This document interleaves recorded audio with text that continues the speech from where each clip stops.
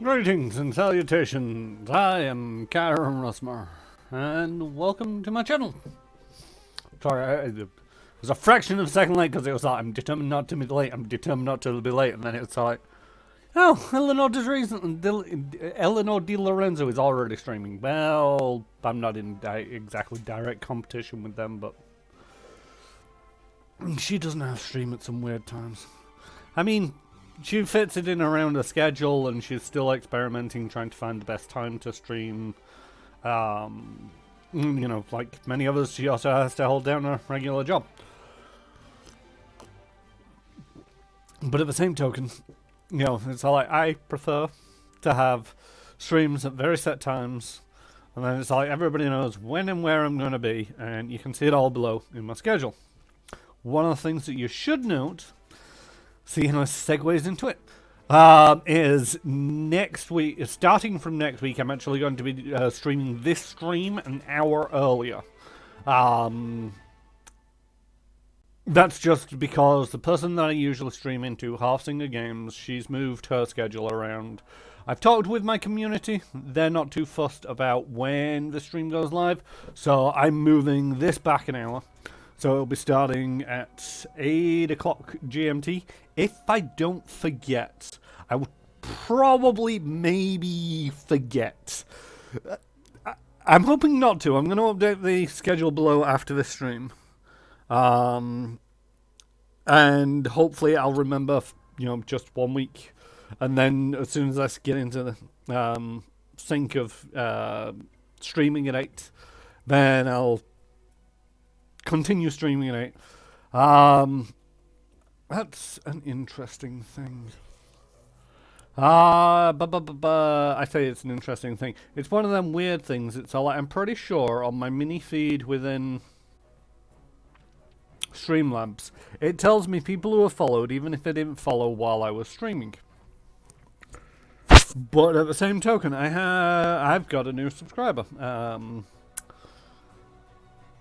And it didn't alert me during the stream, and it was like, and they're a friend of mine, and it was like, after the stream, it was like, why do I have a new subscriber, and why is it telling me that it's you?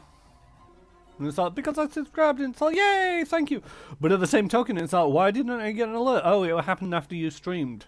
And it's like, oh, I must remember to push the button to pop it up on screen, so that, you get a shout out, and it's not in the list.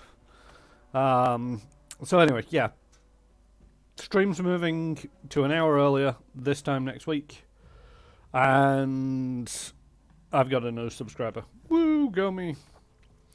Wibble my cat, wibble, indeed. Right, I got distracted by the internet as I was setting up. I just need to do 2 more shout outs. One to Twitch and one to my Facebook.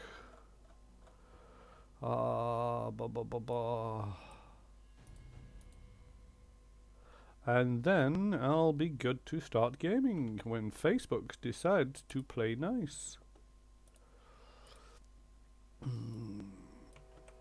I should actually start basically shouting out my Twitter handle.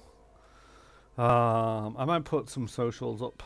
I need to get... I'm on leave next week from work. I might actually see about getting around to sorting out a Discord server for a community kind of thing. What is the thing that you have done? I have the thing that I have done is I have gone live and I am about to start streaming. That is what I have done. I continue to exist, and I believe that deserves recognition in this day and age. Right, save that. Everything's good to go. Welcome, Surprises Mum, by the way. Welcome back to my stream. So yeah, probably get a Discord server set up. It's one of them things where it's like, not entirely sure if it's worth having a Discord server, because there's like, so few people who actually hang out, but at the same token, it's one of them where I'd eventually like to be able to just announce on, my Twitter, my Facebook, and my Discord server that I'm going live. And then I don't have to worry about spamming like 20 different places. But at the same token, it's like at the moment it's like spam 20 different places, so that I get noticed in places. Rightio. So let's stop the background music and let's get on with change the screen to show the game. There we go.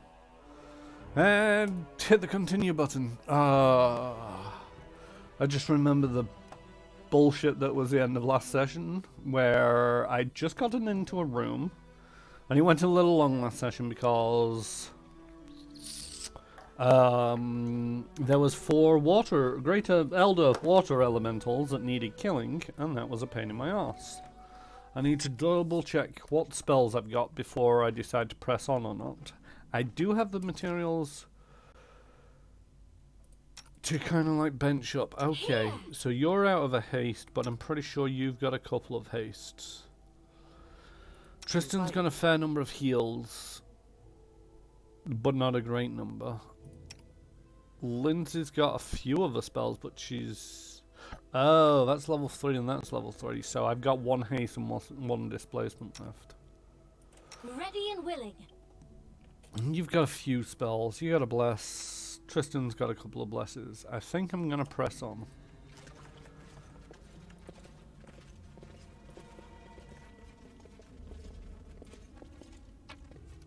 I'll loot all that stuff. I actually have these scrolls of haste. Maybe I should start using them. What is it? Is it level 3? Oh no, caster level is 5, so it's 5 rounds in action. 5 rounds of casting. How's everybody doing this evening? Maycat's gonna go look for a bit. The pool smells strongly of sulfur.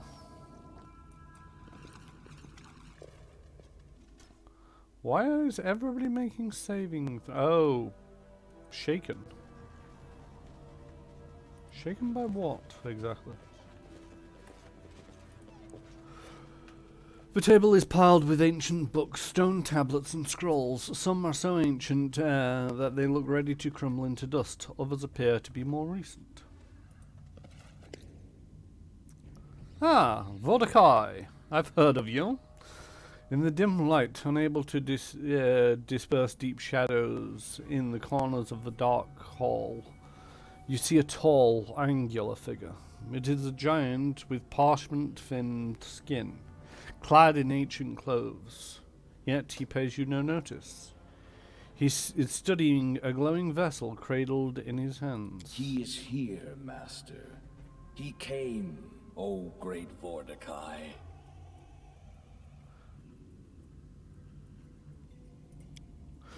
The giant turns to you, and your attention is immediately drawn to a single eye in the center of the dried and dead face. Or rather, an iridescent ball of dark shapes shimmering in the Cyclops' empty eye socket like abyssal fire. In the center of the sphere is a spark of ominous red that seems to cut into you. An interruption? So, what disturbs my meditation? The creature's voice echoes as though speaking across several chambers at once, or perhaps through many different selves. As the reverberation ceases, the dead figure answers its own question, and the answer sounds like a death sentence. I was pondering what to do with this pathetic creature, Nagar Varn. This fool dared to claim the lands that belong to me. Can you see his soul? This emptiness of this vessel is all he rules now. The same fate awaits you. I kept Magar's body because I thought he might prove a servant. But no. Your corpse kneeling before me will be of more use.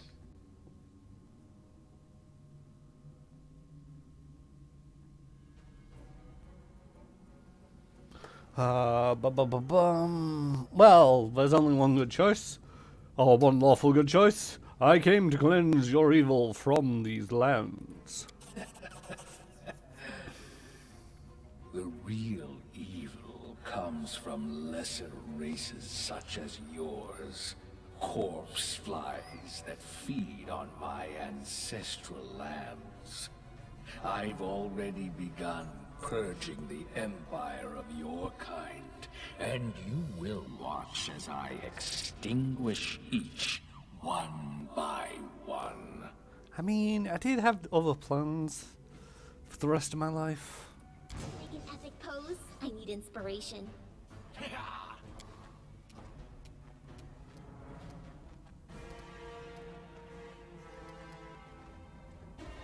Can you charge over there? You can't charge over there, but I do want you around for when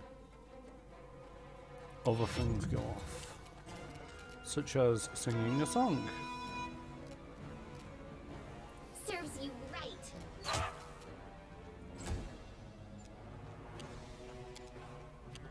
And she wasn't supposed to be singing a song, she was supposed to be casting haste. That's what she was supposed to be doing. Oh well, let's bless. It's not a very long bless, but it is a bless all the same. Consider me provoked. Right, Valerie, go ahead and get into position.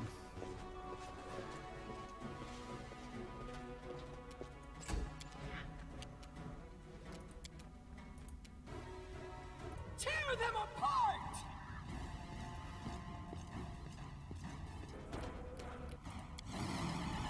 Do you believe now is the time for rage?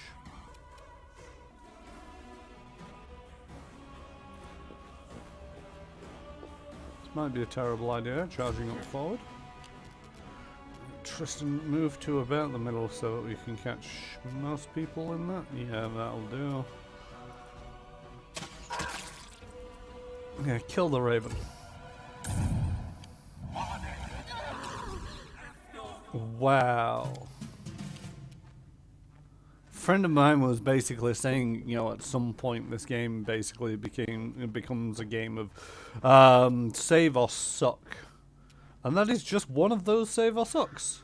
Where it's like, yep.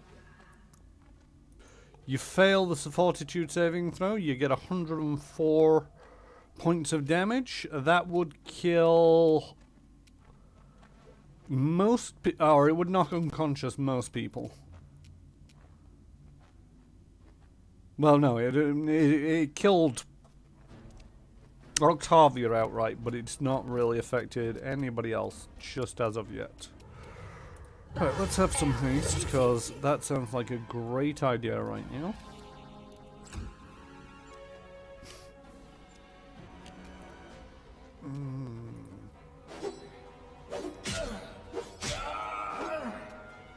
Okay, do we have any stats on this guy? Damage exceptions, bludgeoning, damage reduction, magic exception, energy resistance, fire, cold, acid, electricity, immune to a bunch of things. Great stuff, great stuff. Okay, if that is the case, how about going back to the giant slayer hammer with undead armor? Yeah, I can still hit you. Right, just... Can we kill that raven? I just want to murder that raven. That raven has been pissing me off for so long now. Right, so...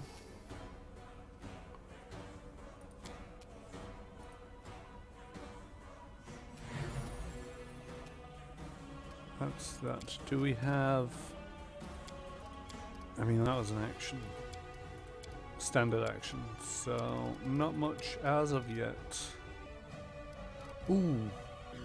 Next round I can bring up Octavia with Dewberry Watson. I mean... What's this do? Fills a mine. All enemies within a 30-foot burst centered on. Let's have that.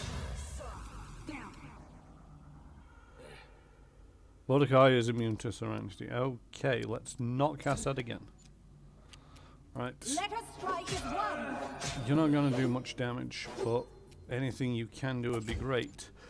Amory, you are going to be our damage dealer. Not bad. Not bad at all. And unlike Octavia, who whenever is faced with a 2 to hit, didn't miss once.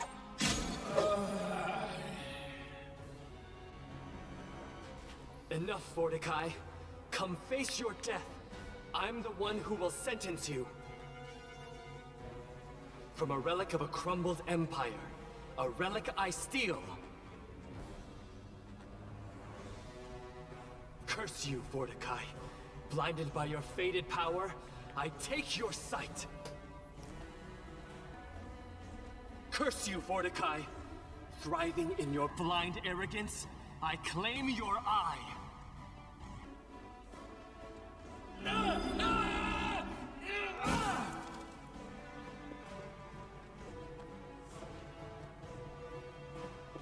must take it. Forgive me. Tristan's silhouette, holding the oculus of Abaddon, is in stunning contrast, a terrible darkness against a shining portal. The cleric doesn't meet your gaze. His eyes are focused on the gateway. He speaks faintly, as if lost in its light.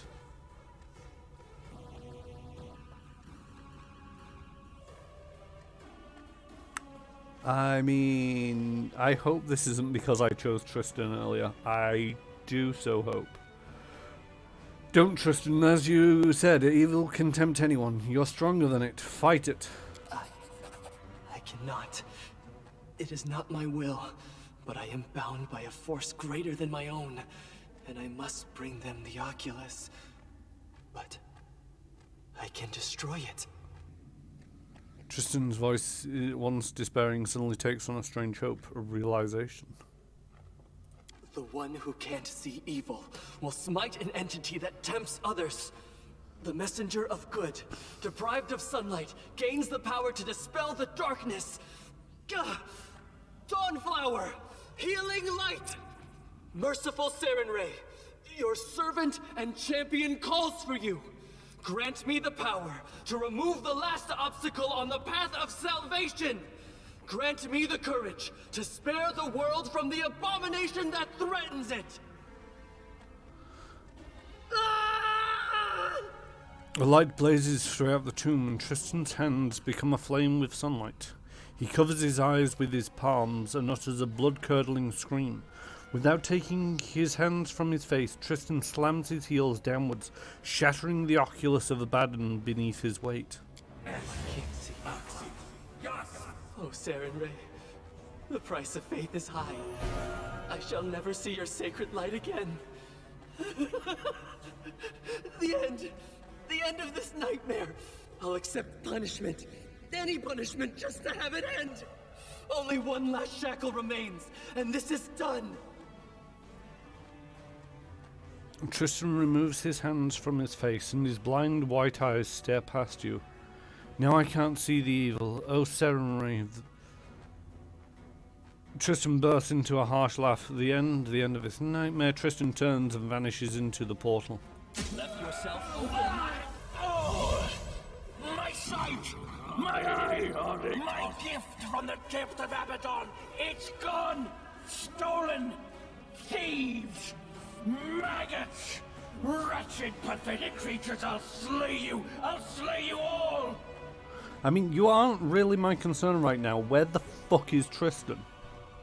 That is my concern.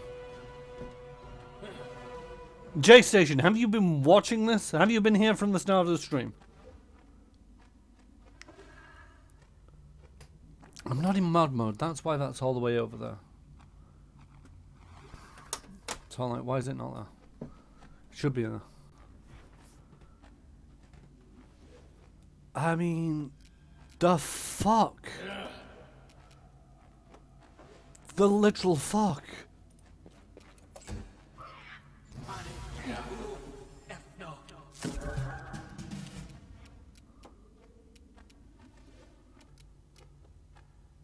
How's everybody looking? I mean, Octavia's just dead.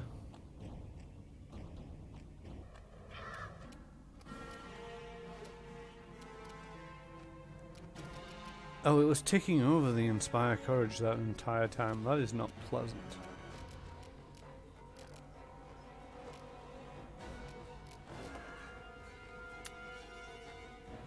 I mean, just heal yourself up. It's not great, but it'll do for now.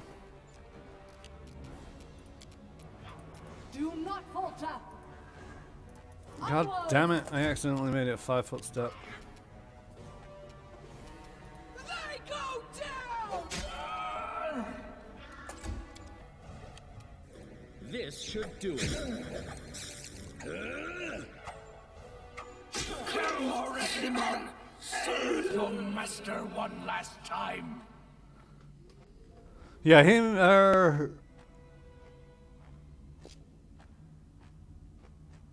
okay, J-Station, you didn't miss much then. Basically, terrible things have happened. Has him leaving left you overburden you? Yes, he has. I was pretty much running the limits of overburden anyway. It was like if Amory got overburdened, if Amory was fatigued, the party was overburdened. But I don't care about that. Where the hell has Tristan gone? You know, I can just ditch some crap for getting myself overburdened. Once stately, the ancient Cyclops shudders and moans. Foul black liquid runs down the cavities in his face and soaks his tattered clothes. The magical vessel with Manga's soul strikes the stone floor with a hollow, tolling sound and rolls right to your feet. After all I've done, after all I've achieved, after all the trials, still I fell, and to what? To a pathetic thing like you. Vodkai's fingers claw at the floor and he turns as if searching for you. He bares his teeth, ichor and miasma running from his mouth. Worthless creature, proud in your ignorance. Do you even realize what you've done? You've doomed Mordecai to oblivion and all the power and secrets of the greatest empire ever known.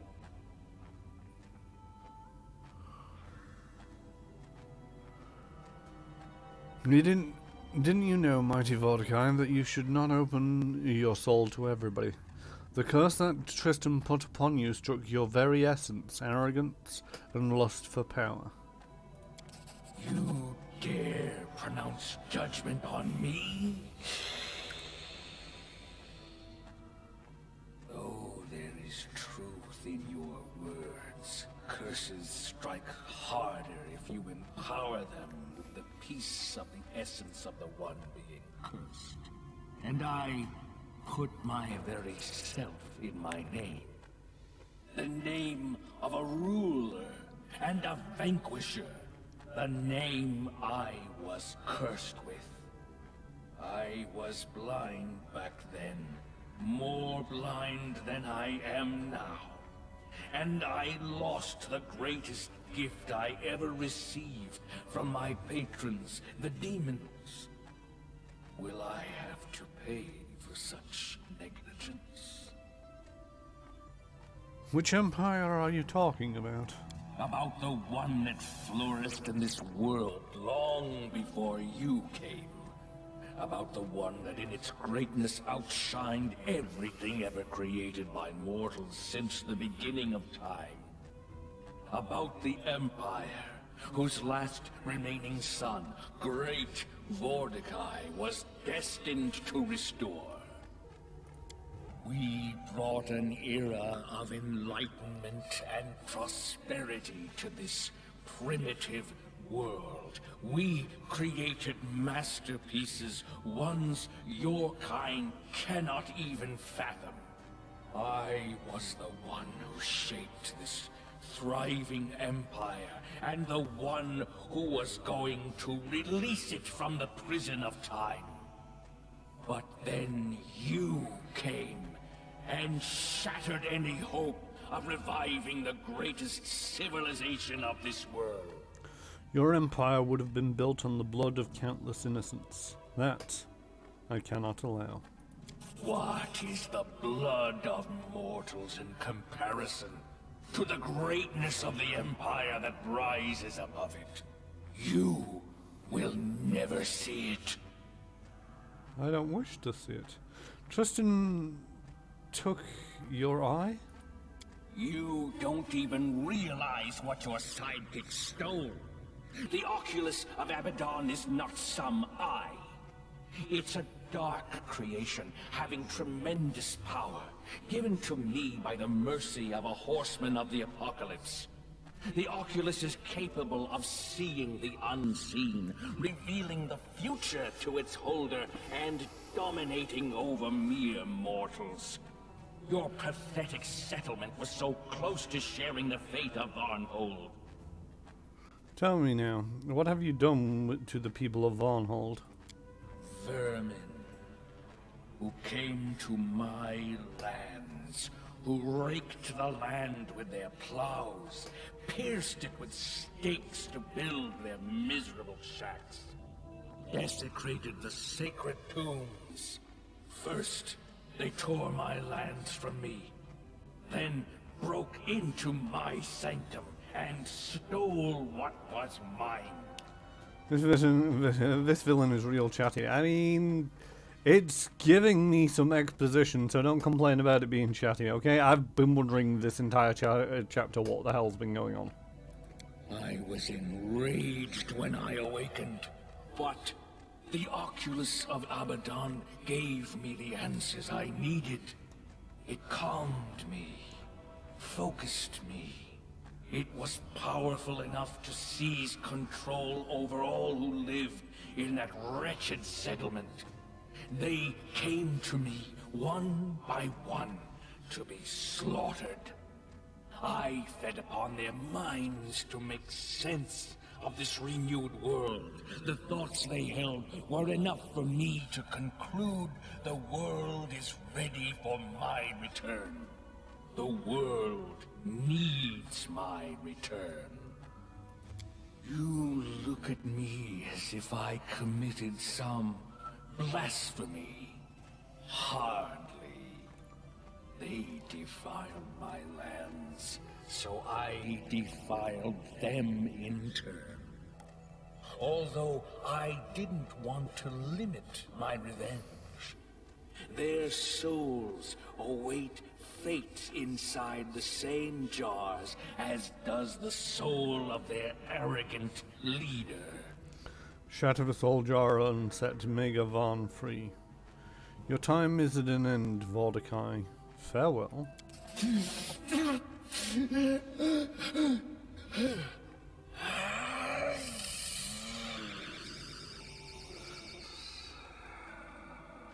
Freed from the prison, the soul flies up in a flash of light and rushes towards the lifeless body of Mega Van. In the light of the released soul, Mordecai collapses on the floor and falls still. As you watch, cracks begin to worm through his dried body and his bones begin to tremble. Powerful enchantments that held his life within its shell lose their battle with time. In moments, Mordecai is dust.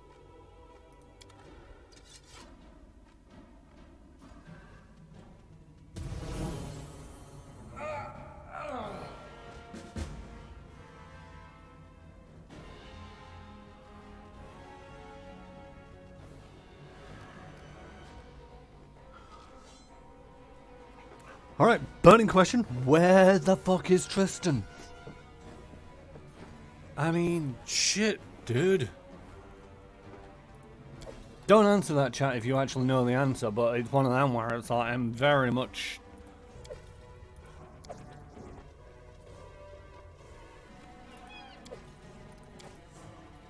I'm shocked that it's done that. I have to say. What? Where am I? How did I get here?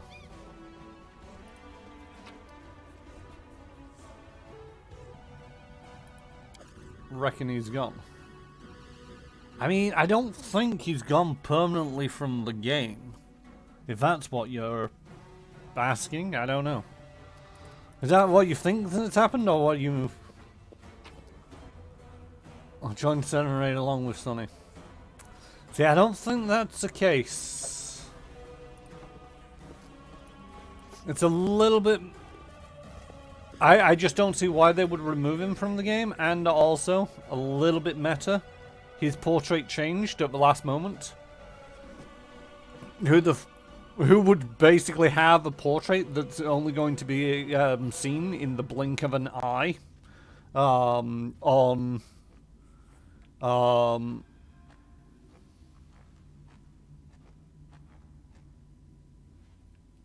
Sorry, I should turn my phone face down. During a dialogue. Right, I am overburdened and I am carrying a lot of crap. I mean, I say a lot. I'm carrying a fair amount of crap. Right, first of all, get rid of anything that's not really needed. Everything here has magical properties. Right, so let's get rid of these burlesque plates +1. Because these are the cheapest things and they're not great. And that should bring me below excessively overburdened.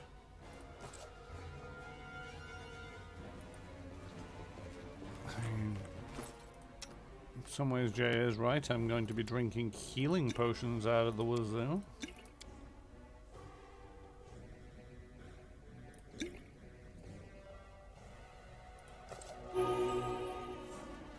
That's interesting.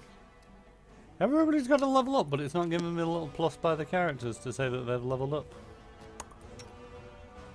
Yay, we leveled up! Woo! More paperwork to fill out. Okay, so... Ooh, we get an ability point this time. Constitution of Valerie is up to an 8. And let's have some skills that nobody really uses. Greater weapon focus.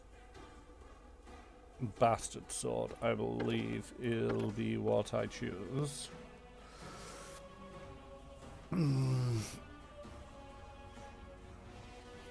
You get a +1 bonus on attack rolls you make with the selected weapon. This bonus stacks with other bonuses from attack rolls such as weapon focus. So anything else? Oh, weapon specialization. You gain a +2 bonus on all damage rolls you make with the selected weapon.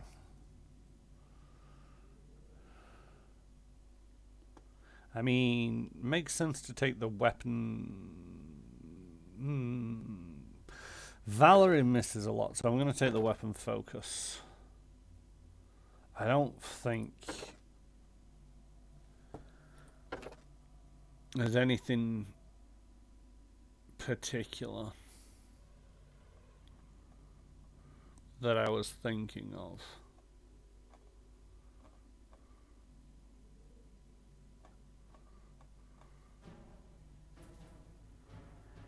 I mean, the combat mobility might be useful a little bit. But now let's take the greater weapon focus.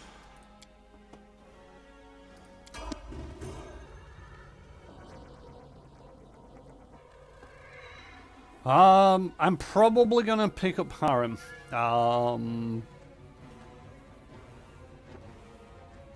It's one of them where it's I'd like to stick with the NPCs who actually have, you know, sort of like a character to them, rather than picking up a mercenary.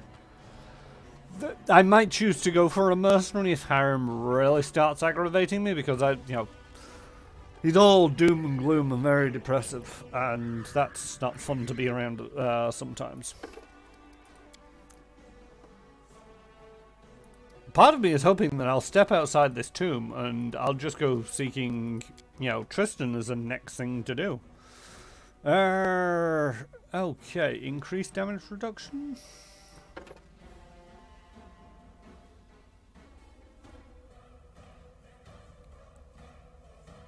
Sounds like a plan. I have not really seen any of these where it's like these are a definite must. Although, Fearless Rage might be useful. Is there anything else that opened up to 12? Probably going to go with the increased damage reduction. I can take it up to 3 times, so this will be the last one, and then next time I'll probably end up taking Fearless Rage unless something else opens up. It's just that damage reduction is really nice.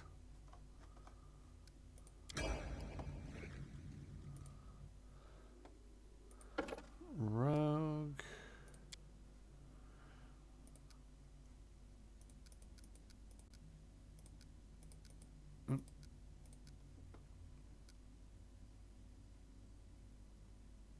Desperately Seeking Tristan, coming to cinemas soon. I mean, I just can't believe they took him away. I mean, what? I'm in shock. I really am.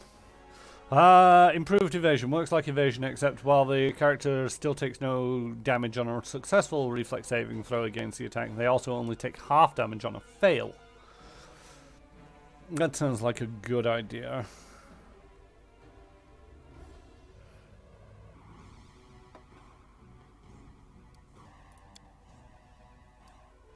Because I don't think I'm going to get that naturally.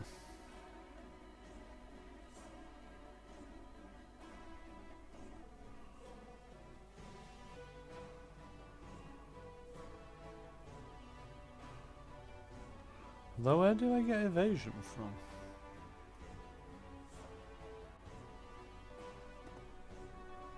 Evasion.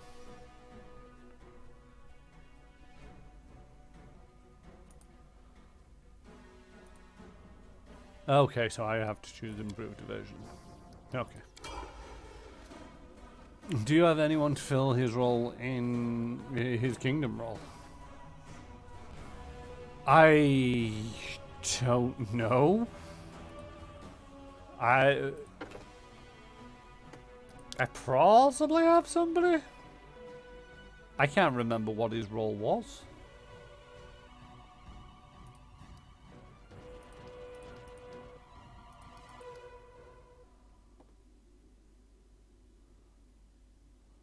Oh yeah, I'll get up to level up the bleeding doom dwarf. It's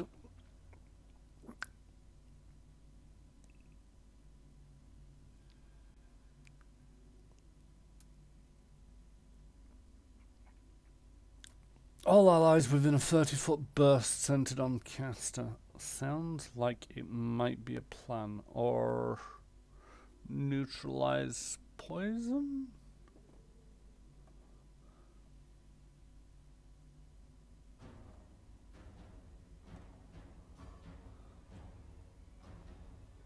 Oh no, Tristan's gone. Harem isn't half a healer that Tristan was. Take your critical wounds.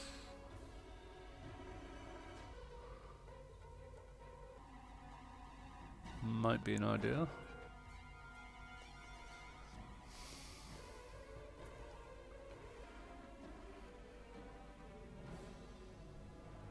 I think I'm going to take the break enchantment.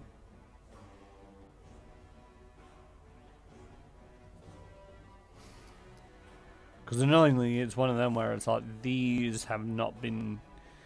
Shout's not been too bad, although it is a 30-foot cone, so it's a little bit difficult to use. Serenity, the number of creatures that I've come across that are immune to it or just make that will save is annoying. A Dominate person only works against heroes, or humanoids, so that's not been useful.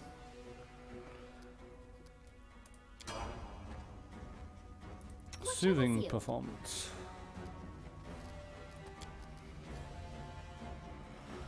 A bard of 12th level or higher can use his performance to create effects equivalent to mass cure or serious wounds, using the bard level as a caster level. In addition, this performance removes the fatigue, sicken, shaken conditions of all of those affected. Using this ability requires 4 rounds of continuous performance, which is why there's only 2 left. But that's kind of useful because I've been putting a lot of points feats into here Lindsay's additional performances. Why are your skill points all over the show?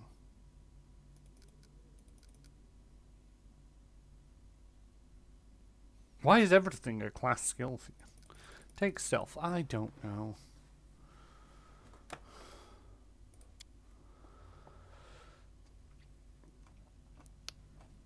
Right, what are we up to? Oh, we can...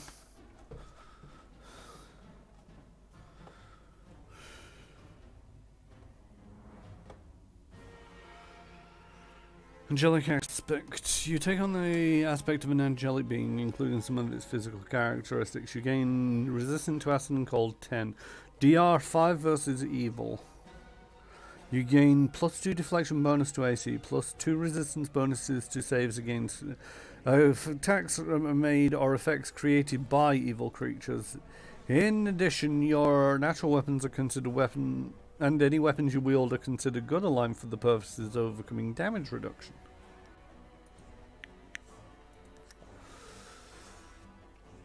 The target animal grows twice its size and 8 times its normal weight. This alteration changes the animal size category to the next largest. Grants a +8 size bonus to strength, +4 size bonus to constitution.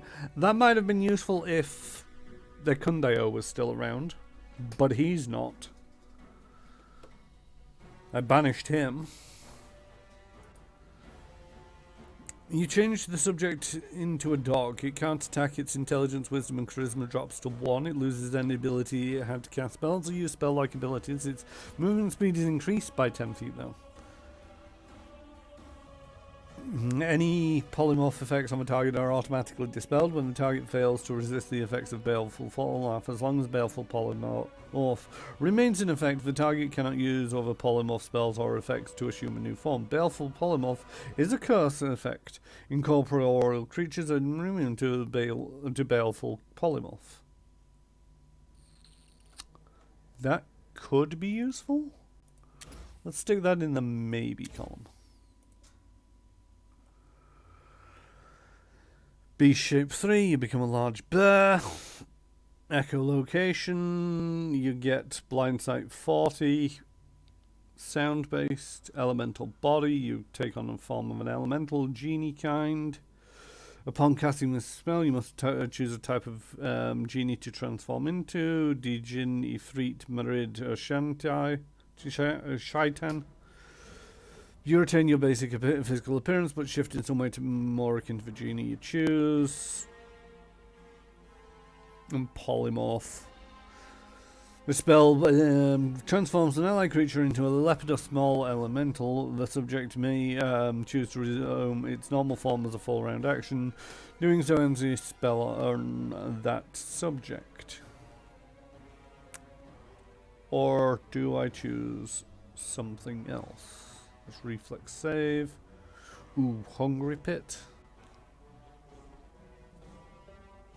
See, I've not been using the pits as much recently, but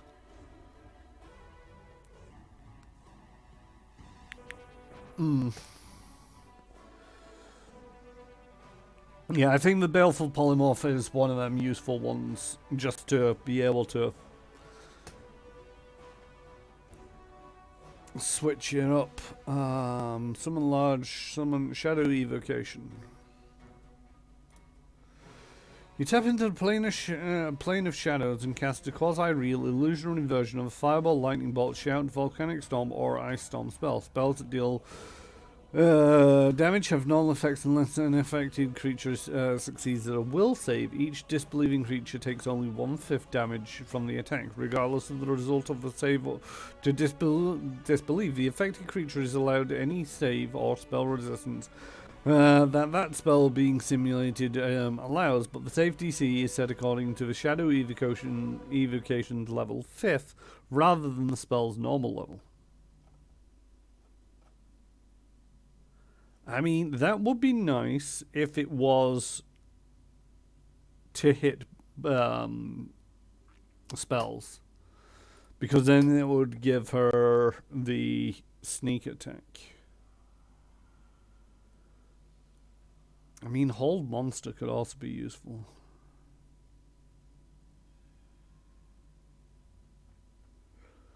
But then again, it's like, Hold Monster or throw them into a Hungry Pit.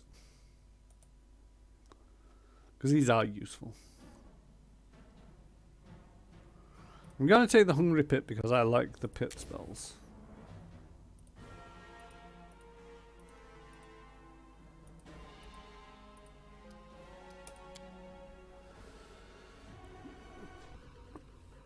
Beginning at 3rd level, the Arcane Trickster can enter several stances, allowing him to improvise the way sneak attack targets, regardless of their awareness. An Arcane Trickster can maintain this stance for 1 round per day. For every 2 levels beyond the 3rd, an Arcane Trickster can maintain this stance for 1 additional round, up to a maximum of 4 rounds at 9th level. The target impromptu sneak attack loses any dex bonus to AC, but only against those attacks. The power can be used against any target, but creatures that are not subject to sneak attacks take no extra damage, although they still lose any dex bonus to AC from these attacks. I mean, might be useful.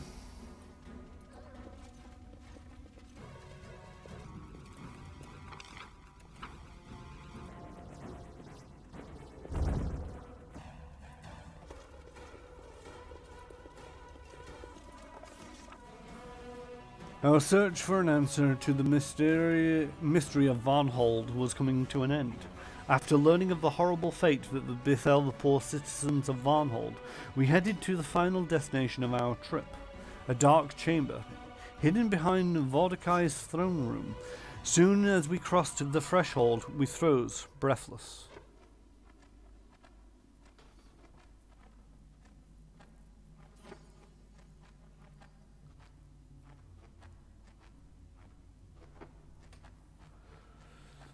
The dark hall before us was filled with gleaming transparent vessels. The shimmering light of the souls imprisoned there dispersed the gloomy darkness of the tomb. Liquid shadows danced and twisted on the stone walls with every move of those bright little sparks as they beat against the interiors of their elegant, translucent prisons. And what did the Baron do when he saw the cruel fate of Varnhold's citizens?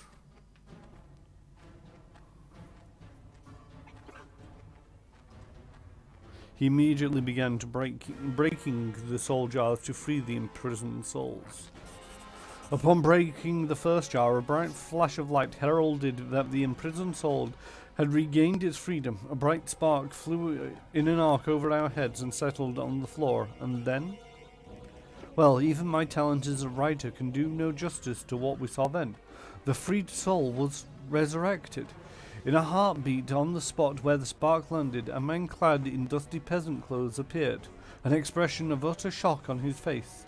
The poor man was terrified when he came to his senses after that nightmare, only to find himself in the middle of an ancient tomb. It took no effort at all to free the others. With each new crash of shattered glass, new people appeared around us. Guards, fishermen, mothers and their children. Farmers, drunkards, grumpy grannies, groaning gossipers. Long story short, all the people who had been abducted by the oculus of abandon had returned. Oh, if only shattering the kitchen where always air brought such joy and goodness. Alternating between lamenting, crying, and yelling for joy, the crowd headed to the tomb's exit. We followed after them, finishing yet another chapter in our heroic chronicle.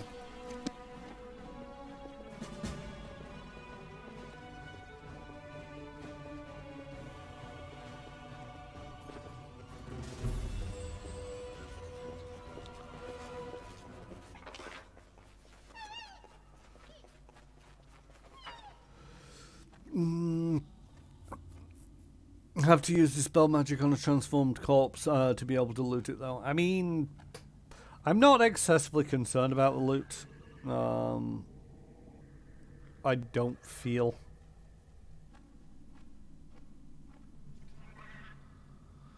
Operation Rescue Randos completed. I mean, they weren't random. They were the people of Varnhold. I knew roughly who they were. Your Grace, gods be praised, you're our saviour, you rescued us. And not just me, but my people as well. Whatever I can do to show you my gratitude, I... Mega point and pauses for a moment, as if lost in thought, then grunts. Too bad Selfin didn't live to see this moment. And Grunderson. He wasn't a bad sort, just impulsive. Mega nods, then mourns them. Oh, Mega nods. We'll mourn them. We'll mourn all who lost their lives because of Mordecai. And then... That's interesting. Community up by 9, loyalty 13, military 5, economy 7, relation 7, divine 3, arcane 1, stability 4, culture 1. Whew, that's quite a boost. Mega turns to you at attention. Your Grace, by the debt of blood, Van Hold and I now serve you. The cowards from the north didn't lift a finger to help me when I was in need. I offer you my sword to the one... Offer my sword to the one who will... What? So I offer my sword to the one who will help them in their time of need. Yeah, potentially effects from a new town, I don't know. I'll head to your castle and wait you there. A deputy will rule in Varnhold. I'll appoint someone trustworthy. Don't worry about that.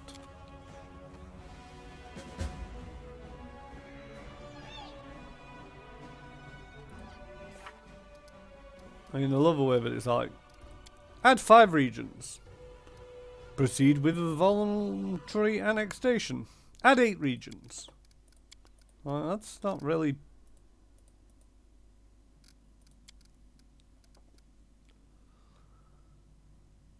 Mordecai no longer poses a threat to the Baronin, but we emerge from the ordeal empty-handed. The oculus of abandon is gone. Tristan has run away, and he used some kind of portal we saw during the Season of Bloom. No one has any idea what is going on, or where we can find our betrayer. But I suspect we'll be hearing from Tristan again very soon.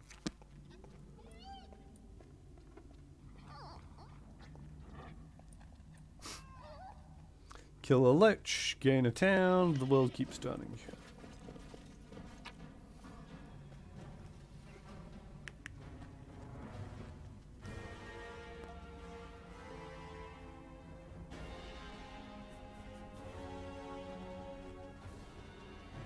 I'm just doing a quick squint for anything that's magical.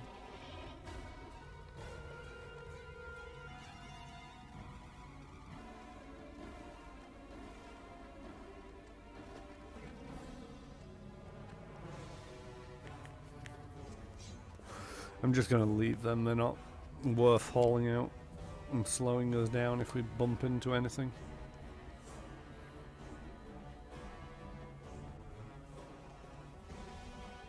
Once this is all said and done, I'd be interested to find out whether...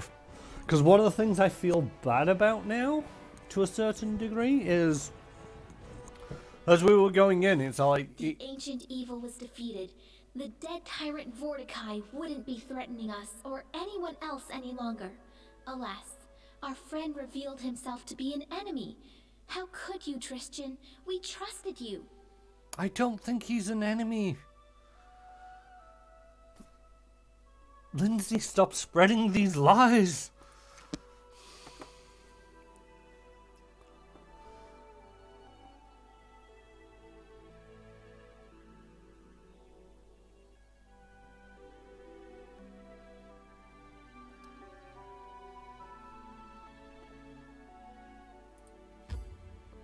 Four days and 5 hours.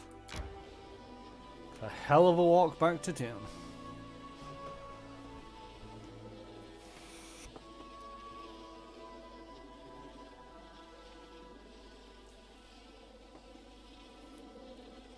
And there's a moment that I kind of hope to bump into that bleeding skeleton.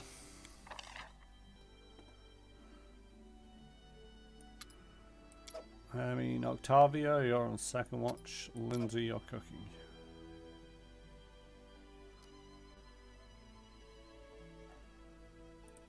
Just go with the hearty meals.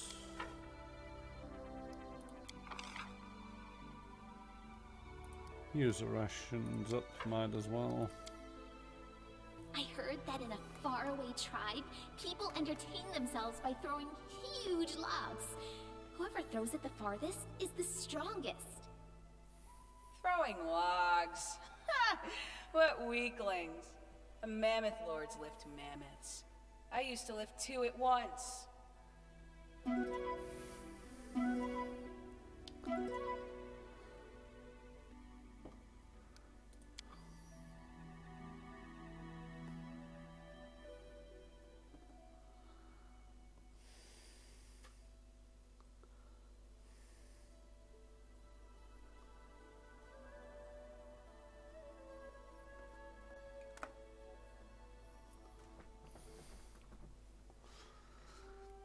Yeah, there's a few games out there that have different mechanics for looting even when you've left.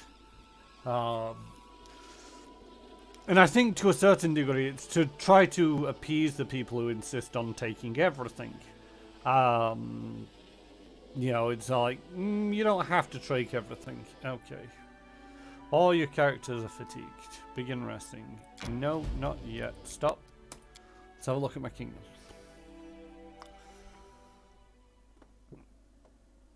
Failure. Economy and loyalty down. A crafty gangster named the Fox. All attempts to tarnish the Fox's reputation has failed. The people simply won't believe he's a robber or an ordinary criminal. The People's Wrath. Failure. God dang it. My stability is currently worried. The advisor servants removed the mayor without trial and attempted to reassure the people. Perhaps they shouldn't have followed the rioters' demands so closely, as their respect for authorities has lowered even further. The people feel sure that they can get away with any disobedience. Brazen thieves. The treasurer has offered a generous reward to those who turned in the thieves. Informers found the sum tempting and the thieves were caught quickly.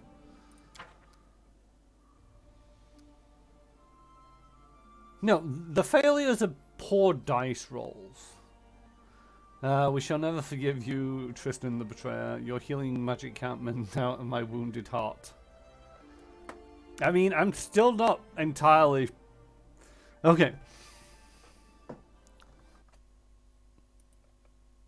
This is where my head is at the moment. I think that he was under some kind of magical compulsion and or is being forced to do so against his will because somebody has something that he wants, needs to protect in this world, and they're threatening it in a blackmaily way. I will not have chat talking shit about Tristan until he's brought to justice, okay? Alright.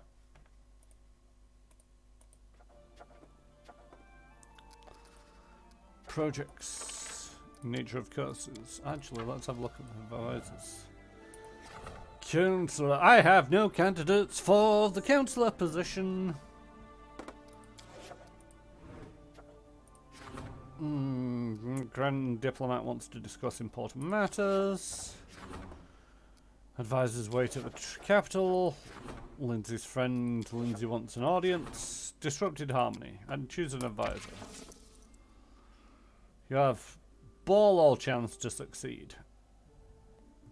This sucks.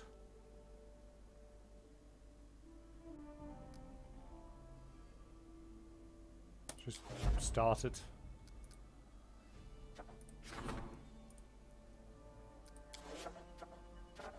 I think I do need to spend some time if I get the chance.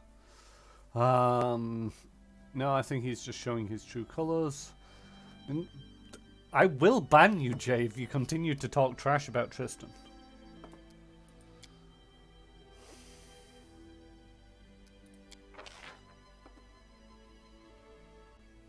Now, it's not like you're a paying subscriber. So it's no skin off my nose, and then you can just wait to see the things on YouTube. Would you like that? I am joking, by the way. I'm not going to ban anybody just for having a difference of opinion in chat over a video game. I'm just trying to create drama. You're always the first to get into fights. As if there are no fighters in the party except you. Why not? I know there are others, but it's the custom. The best fighter is always in the front row.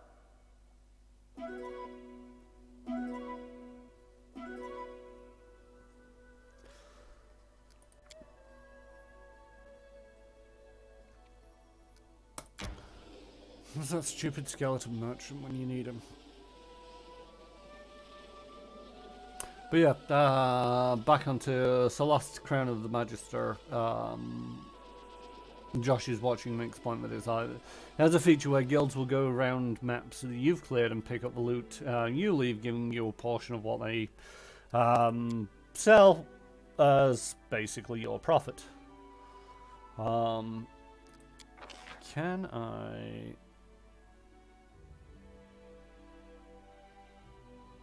Jeweled rice. Nope. Nope. Nope. Cheese costrata gives me an extra 6 hours a day before becoming fatigued. DC is 24. World knowledge is 20 plus 24. We should be able to make it. Lindsay, why don't you write a story about us all, huh? Like, they lived happily ever after and died together on the same day. On the battlefield, among numerous corpses of their enemies.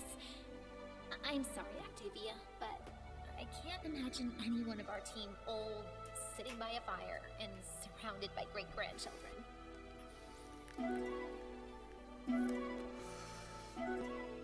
I mean, why couldn't it have been Lindsay who betrayed me?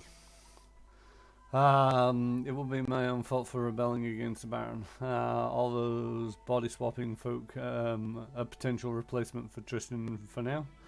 Or were they not the healing inclined? I mean...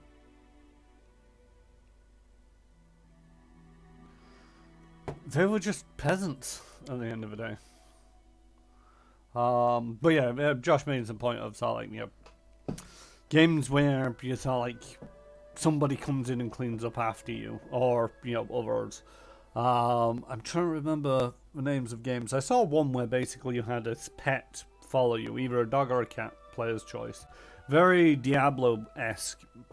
And it just had an inventory. It didn't really do much. I think it might have fought alongside you a little bit, but it wasn't great at it.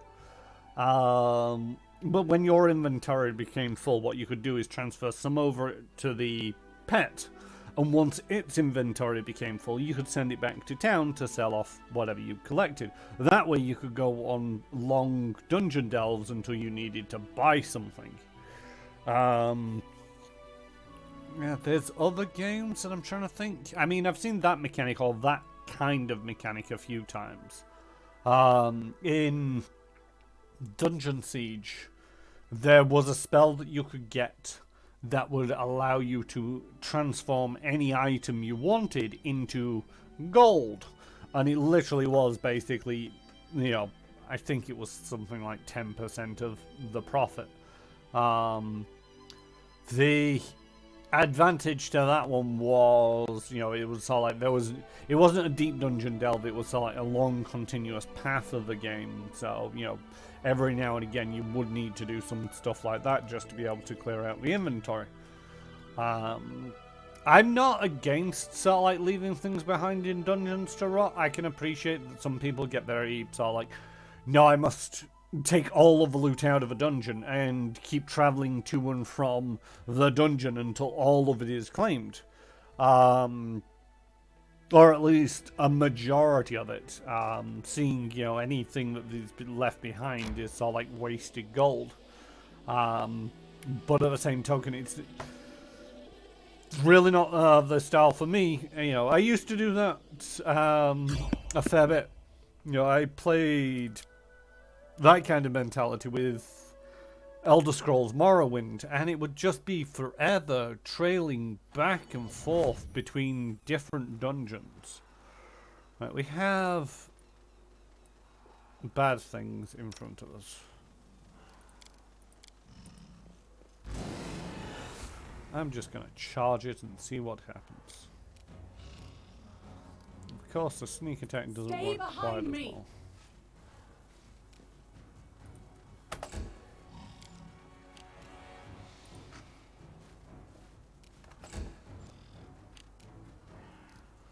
You were supposed to be charging up, now you can't charge up, now you're broken. Great stuff.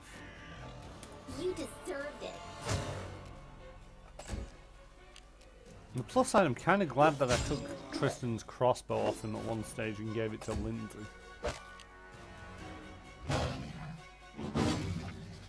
Who'd think a dragon had become goblin-like and not be able to hit the tank at all? This is for you! Where was my turn in that first round?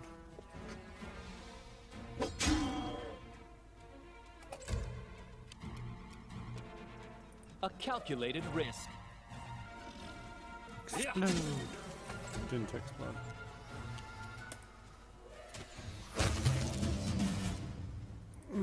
Dungeon FOMO? Not sure what you mean by FOMO. Is this another one of your silly abbreviations?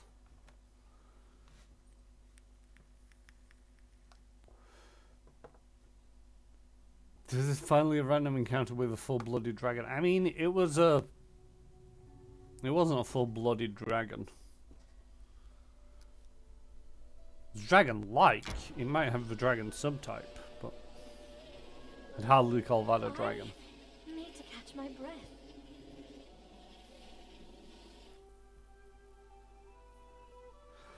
I debated asking if Tristan had anything on him he wouldn't want stolen, but decided it was a bit too spoilery. Yeah, I mean, at the end of the day, I'm still so like... I'm hoping that I'm going to be able to get him back. I believe I'm going to be able to get him back eventually.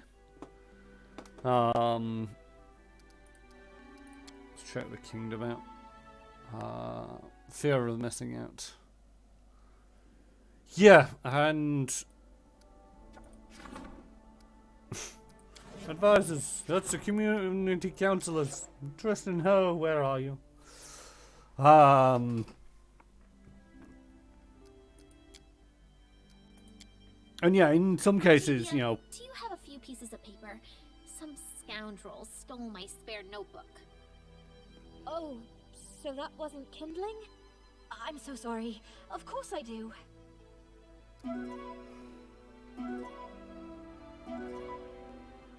Wait, you use Lindsay's notebook for kindling when you had notebooks of your own going spare? How rude. But yeah, it used to be, you know, I feel, you know, now that I've played a lot of video games, it feels ridiculous. Back in the days of Morrowind, it'd be so like go into a dungeon, pick up everything that wasn't nailed down until I was just about overburdened, crawl out of the dungeon, go sell it back at town. Some of these things, you know, it'd be so like it's a wooden fork. You can get a gold for it. And it's like, yep, I'll take the gold for it. And just absolutely everything like that. To the point of, you know, I'd end up with so much money by about halfway through the game and have nothing to spend it on because there just wasn't stuff in the game to spend a lot of money on.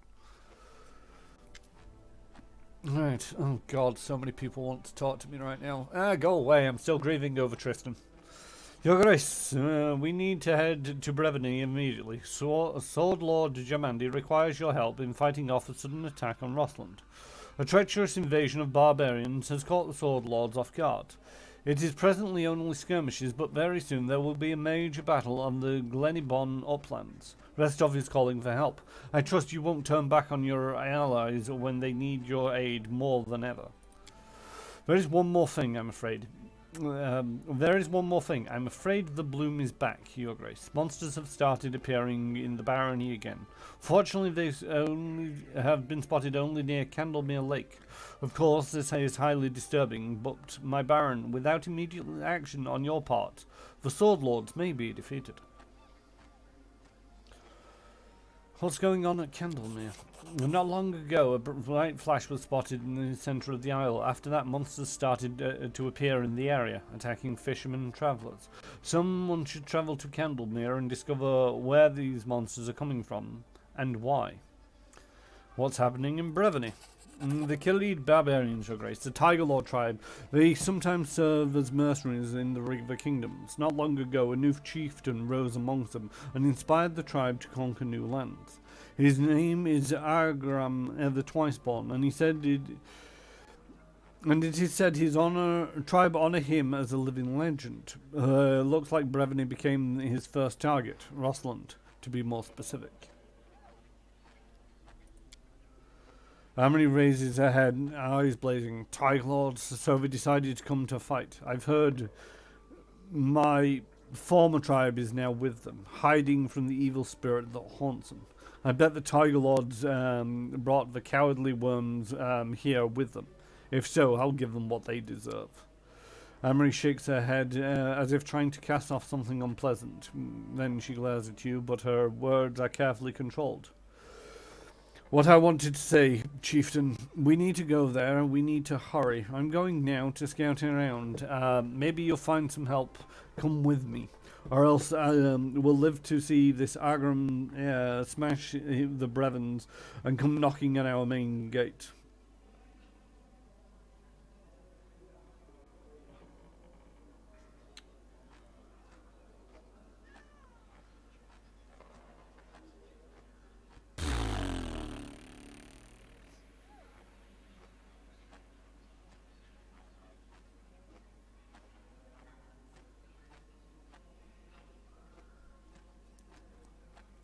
Especially early levels of Morrowind. As it went on, I found it was more about wanting to miss special items, weapons. You're right, the threat is too serious to be ignored. We're heading there right now. Amory raises her hand as if to try to stop you. Easy. If we go in a huge group, there's no way we can scout unnoticed. In short, I go first to see their numbers, maybe smash several heads. You come join me later. She grins.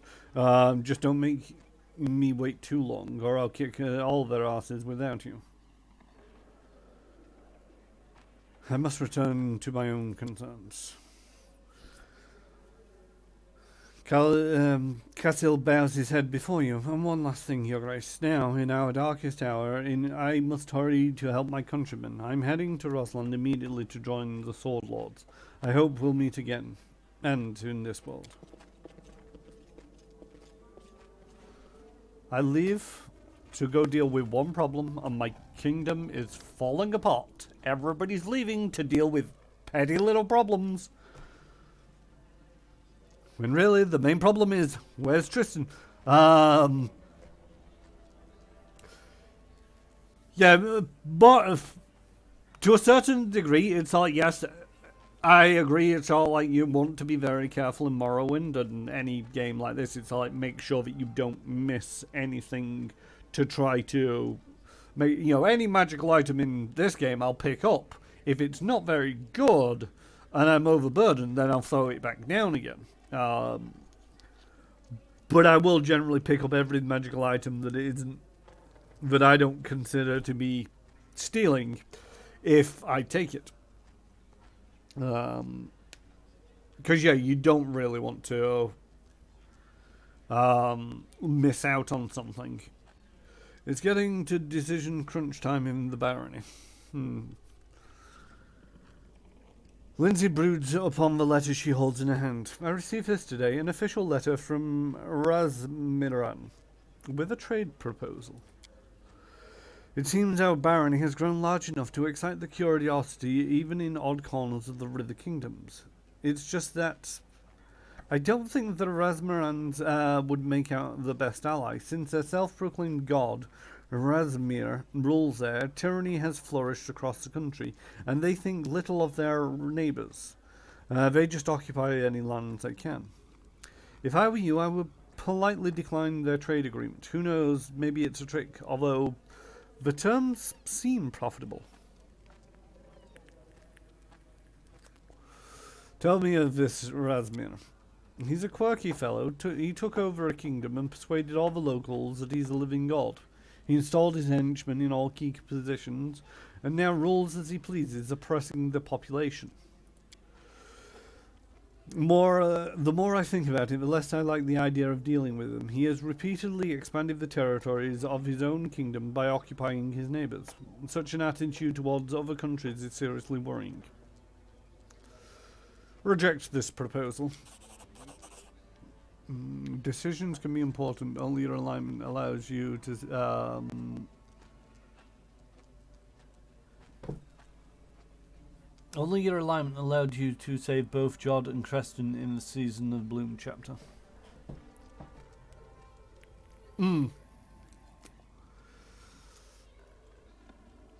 Oh yeah, I'm aware that, you know, it's one of them things with like the dismissal of Ekundeo. It's affected the narrative somewhat.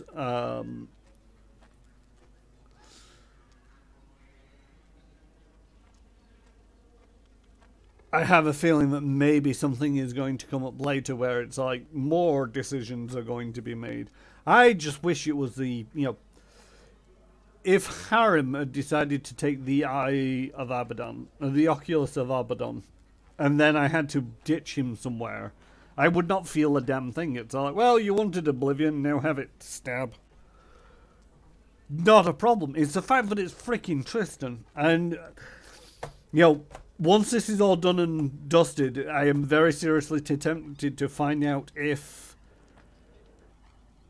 choosing Tristan actually had an effect on who got the thing later on. I don't think it did with the way that the narrative played out, but it could have done, because you could spin the narrative a number of ways, but I don't want to know at the moment. I want to find out later if it's like who you lose depends on who you choose earlier on, in which case I'm going to feel real bad for choosing Tristan. Truth be told, I'm glad. I don't feel good about dealing with a rascal like Rasmir. Okay, well that was not a problem. Who are you? Alondi, a young man, rushes into the throne room. His clothes, formally stylish and sophisticated, are torn and muddy. Your Grace, praise Sheilin, I made it here alive. I beg you, please help us. Alondi, what in the hell are you doing here? Lindsay bursts out angrily. Oh, Lindsay, I'm so glad to see you. Forgive me, Your Grace, for my lack of decorum. My name is Alondi. I attended the Pitaxian Academy of Grand Arts with Lindsay. Our teacher, Eobald the Insightful, has been forced to flee the wrath of King Ivaretti along with a group of his students. We almost made it to the capital, but we were caught. I only managed to escape to find help. Lindsay opens her mouth, about to say something harsh, but she realizes the gravity of Alondi's words and interrupts herself. What do you mean? Professor Eobald is in trouble? Chiron, we have to help.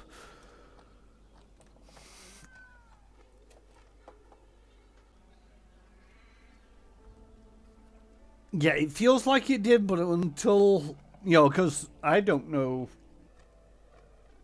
It might have done, because one of the things is, what happens if you don't take Tristan on that little adventure? Oh my god. I mean, that's totally meta, but Tristan didn't have to be a part of the party. So why would it choose Tristan? Unless it's going to choose a bunch, you know, it's got a list of people to choose from, and it just goes for the first one that's in your party.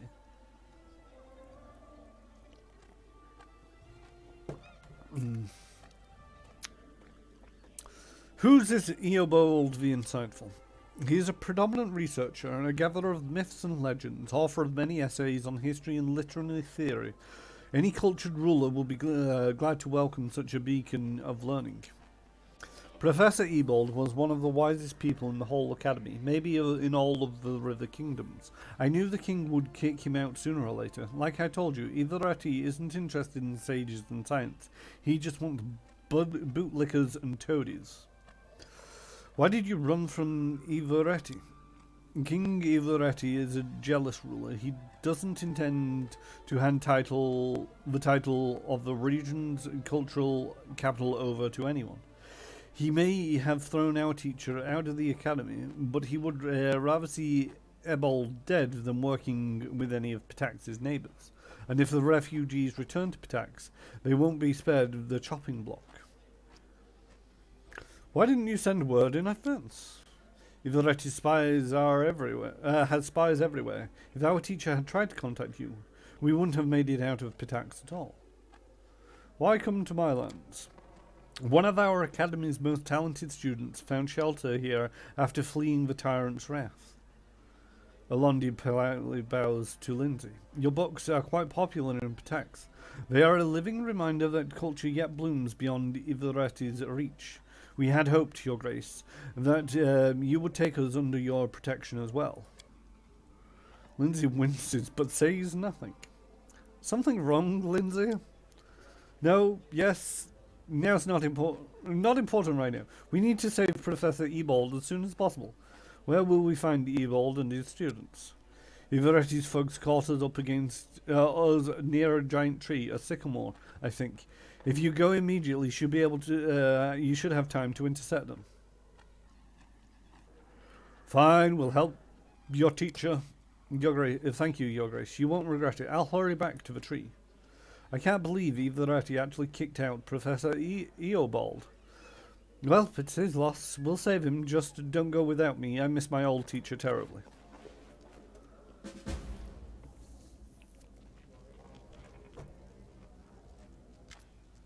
Please just be somebody giving. Allow me to alleviate your daily concerns with a humble gift from your admirer. I am certain that one of you or one of your allies will find this trinket useful. It's come a long way to get to your hands. I would like to order something specific. Oh, I've changed my mind. Do as you wish. I don't care. Whatever you say. I'd like to take this opportunity to thank you once again, Your Grace, for your kind generosity. I have another appealing offer for you. Eileen starts twirling her hair around a finger. My range of goods is wide enough, no doubt, but just for you, I can get something exquisite. One of my partners may have come across something valuable and rare. However, I'll need your help to deliver it to you. Are you interested? Of course. Come to my shop, Your Grace, and we'll talk more in private.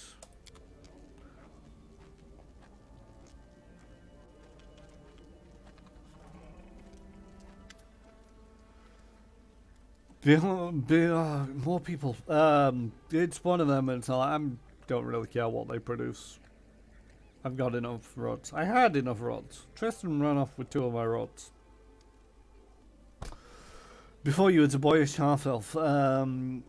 Here, her tight-fitting leather outfit is full of patches. A large, mean-looking blade rests on her hip.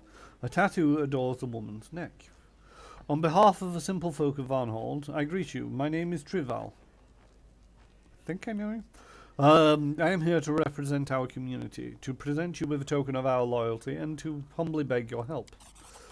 I would personally vouch for its quality. I made it with my own hands, every stitch and cut. I hope you like it.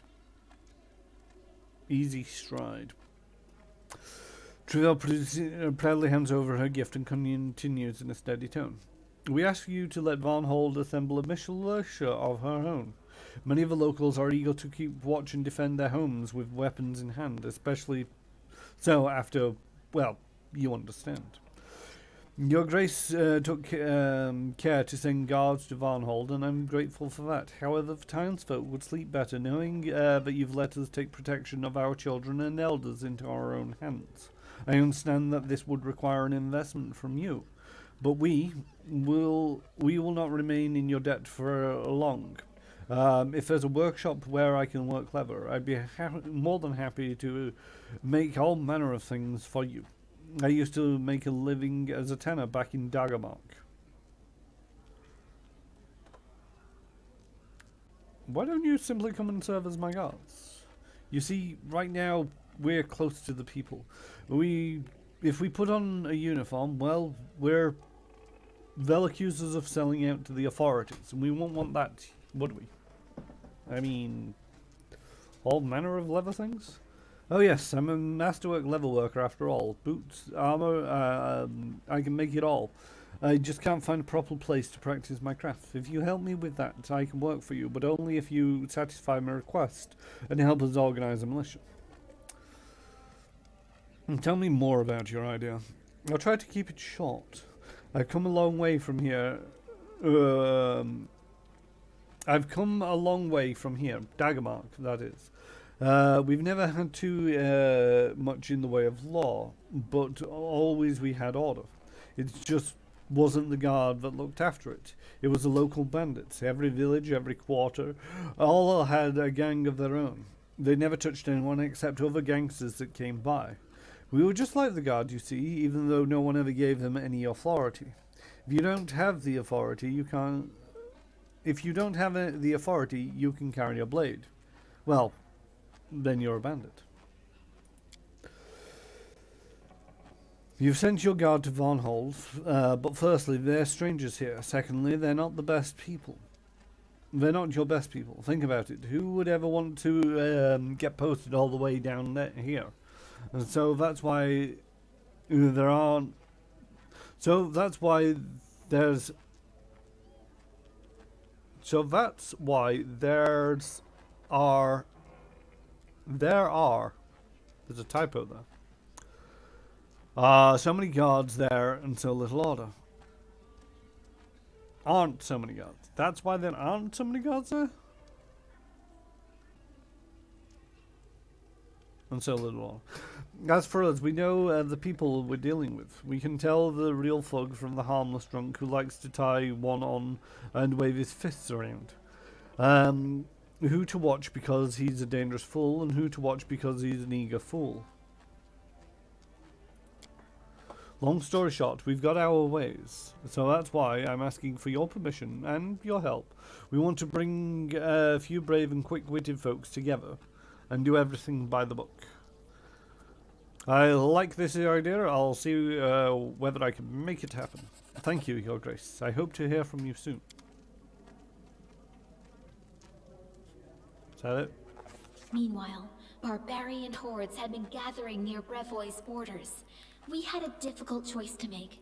Was it more important to chase a traitor, or to fulfill our duty as allies? Stop calling him a traitor! I don't think I'm going to convince Lindsay just by shouting at my monitor. I don't actually need to rest, do I?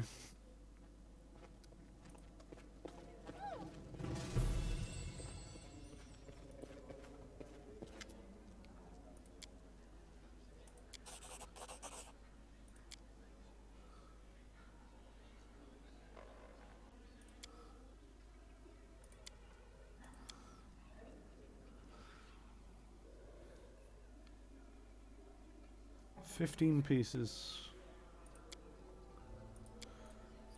I've found a lot of leather scraps in that tomb.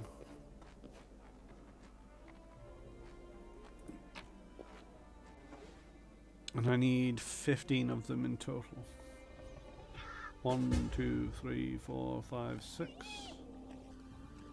7, 8, 9, 10, 11, 12, 13, 14. I'm missing one. Well, shotbot. Oops, I just threw some A1 in there.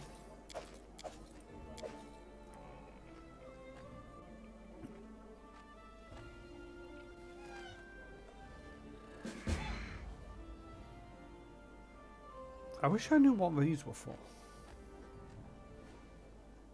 Hydra eyes, cooking ingredient. I don't think I've got a recipe for that. Oh yeah, I got some new things. Oh, we got mucked in with the rest of them. A ring of planar protection.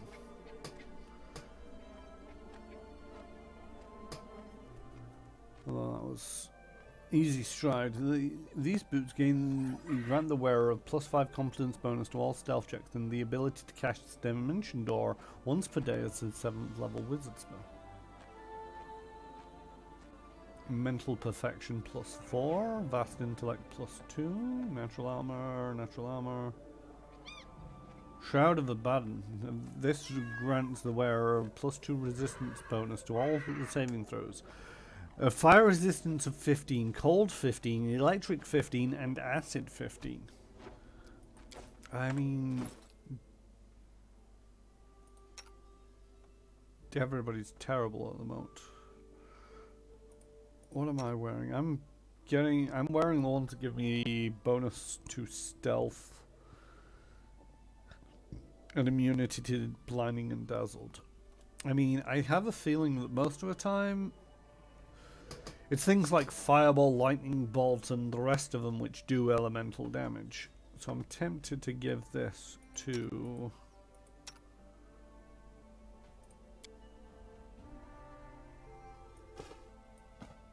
Valerie, just because resistance is good. But Valerie.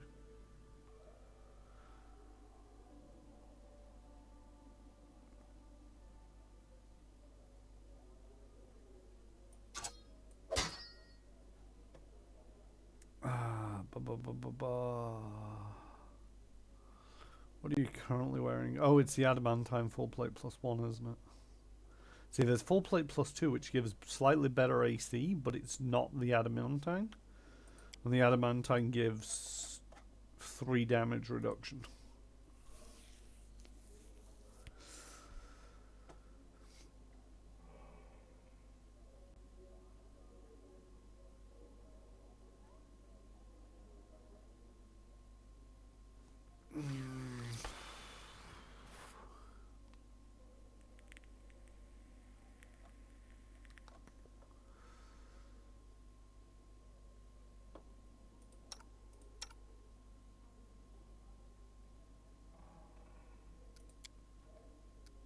Oh yeah, Amory's buggered off as well, so I need to pick 2 of these smegheads to come with me.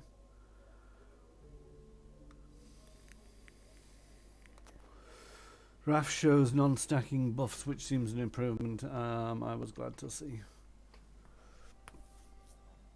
Oh, when you went to go equip something, it actually told you exactly what stat it was and whether it'd stack or not.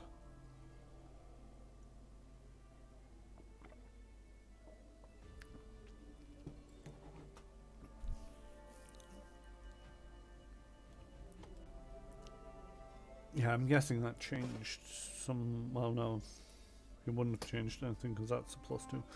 What? Okay, let's put the +2 on Octavia because I very rarely stealth her, and blindness and dazzling aren't too important. Lindsay, what are you wearing? Charisma 4, and you're wearing a vast intellect 4. I mean, what's annoying is Tristan is going to be coming. He's got a phylactery of thingamabob. Who else is going to be coming with us?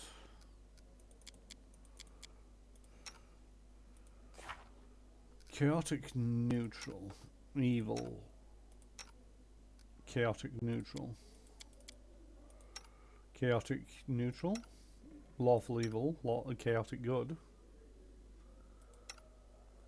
And neutral evil.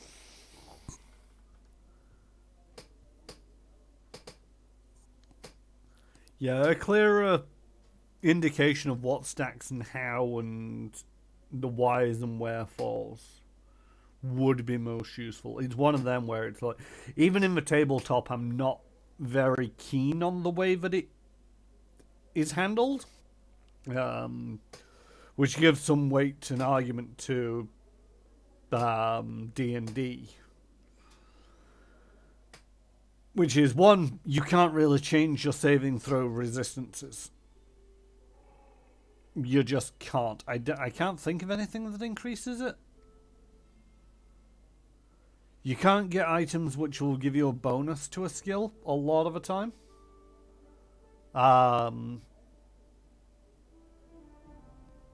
Which it makes it feel to me like that it's a bit flat for a game, because it's like, oh yeah, what do I need? What what would be nice? And there's something, and the magic items that it does give you nice boosts and benefits, but not in ways that affect your abilities. Unless it's to raise a stat up. So it'll be like, this sets your strength to 18, or this sets your strength, constitution to 18, or something of the like. Armor just gives you more armor, and occasionally special abilities. It might grant you, resistance to fire, but that's basically straight up half damage from a fire. One of the useful things about that, though, is items are a lot more interchangeable. They're not sort of like, oh, this gives me an enhancement bonus, but this gives me a resistance bonus, so I can wear them. But this third item over here, is that an enhancement or is that a resistance? Oh, it's this other thing. Okay, if I get that and all three of these, then it stacks up like this, and my saving throw becomes 15, and then another item comes along and it's like, okay, yeah, that's another 2 points bonus to my reflex saving throw. I'll equip that. Oh wait, now I need to go take that and look at all the other items that I have and see if they've got the same kind of bonus, and if they do, is it better than one and I switch them despite the fact it's not going into the same slot? Or do I give this to somebody else who doesn't really need a reflex saving throw? I don't know. It just gets terribly confusing. I think it's time to take Kaliki?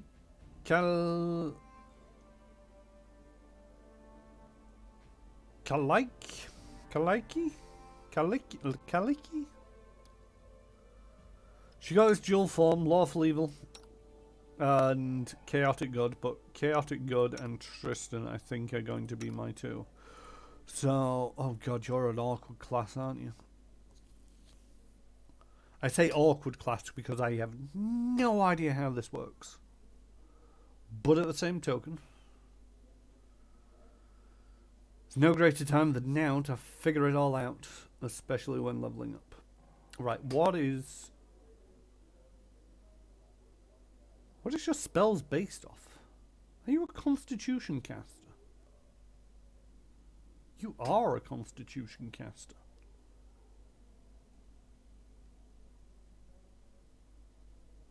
Do you have a spellbook? You don't have a spellbook.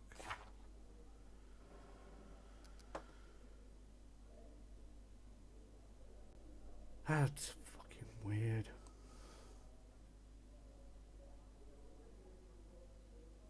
That's a hell of a lot of damage. 20 to 60?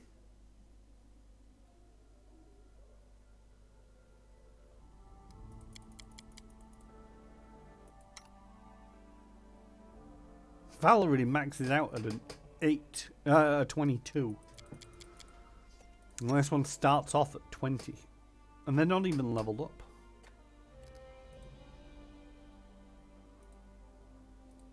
This could be a terrible idea. Anyway, right, carry on. What am I doing? I'm gonna have to be equipping you with all manner of junk, aren't I?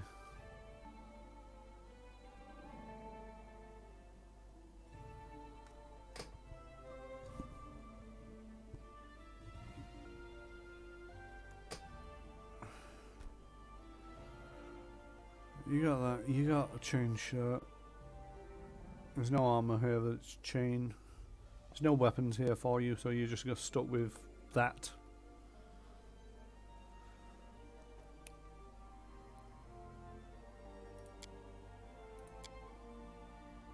You're a melee. That's weird.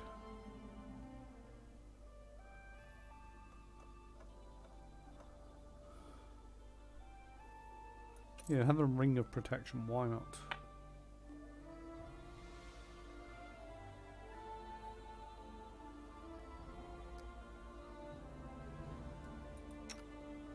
What are you? Oh, you can take a full plate +2, that's pretty Constitution, that'll help. Take that. Oh, the Prowling Cheetah. Yes, that was another thing. Oh, it's a monk weapon. Yeah. Oh, a shield. You had, or actually use a shield. Heavy shield, buckler, tower shield. Compare the two. Armor is 4. This is a 3.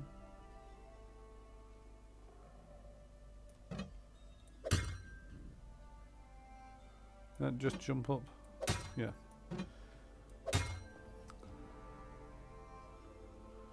Do you need a cloak? Here, have a cloak of resistances. Oh yeah, the boots. What am I wearing? I am wearing movement speed by 10.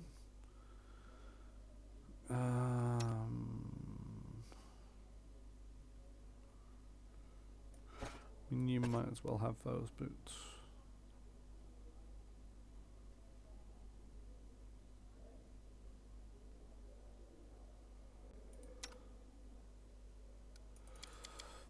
It's a wisdom for people like that, isn't it? And neither of you are wearing a wisdom. Annoyingly, I think I'm going to give Harrim that. She'll give him a bit of a bonus. Because I'm not feeling that is enough to make a difference.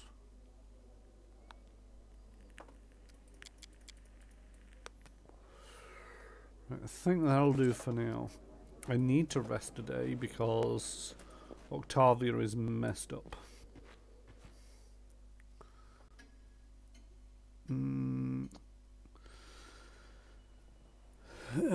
Kelly Key, I think. Got the whole burn mechanic to get your head around. I don't have the DLC, so I can't be much help. Got the whole burn mechanic to get your head around. I don't have the DLC, so I can't be much help. What's the burn mechanic? Is that Kiliki's one of Kiliki's abilities?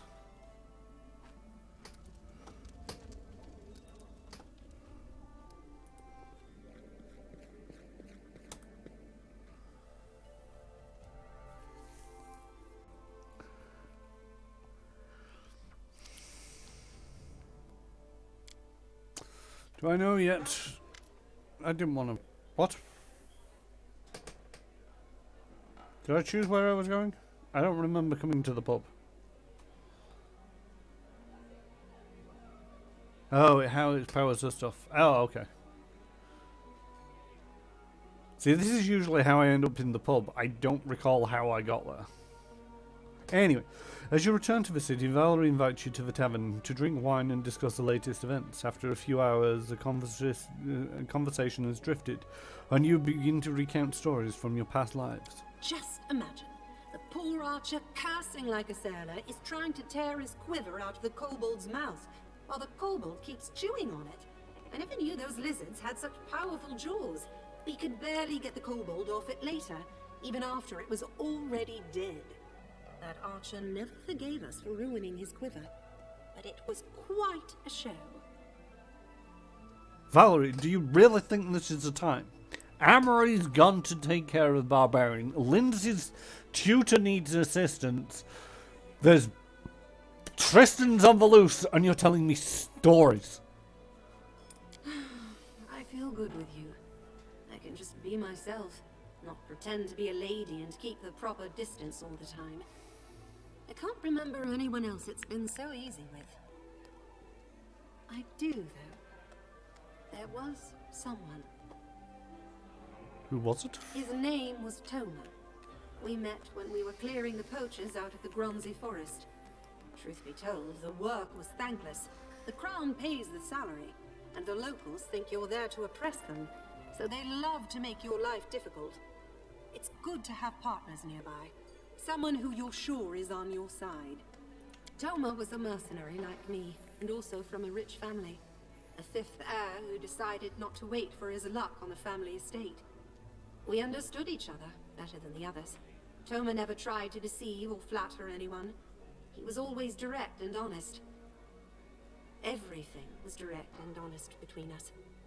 We worked together for a time, and then, when the circumstances changed, we went our separate ways. But we never regretted what happened between us. You were lovers? Lovers. That's an interesting word. It implies a certain kind of special relationship. If you mean love, no. There was only affection and trust between us. If you mean a physical connection, then yes. I'd never imagined such a simple act of pleasure could so easily drive away needless thoughts and anxieties. Sometimes I think about how much you are like Toma. Not in appearance, not at all. I mean, that being with you feels so easy. I trust you so much.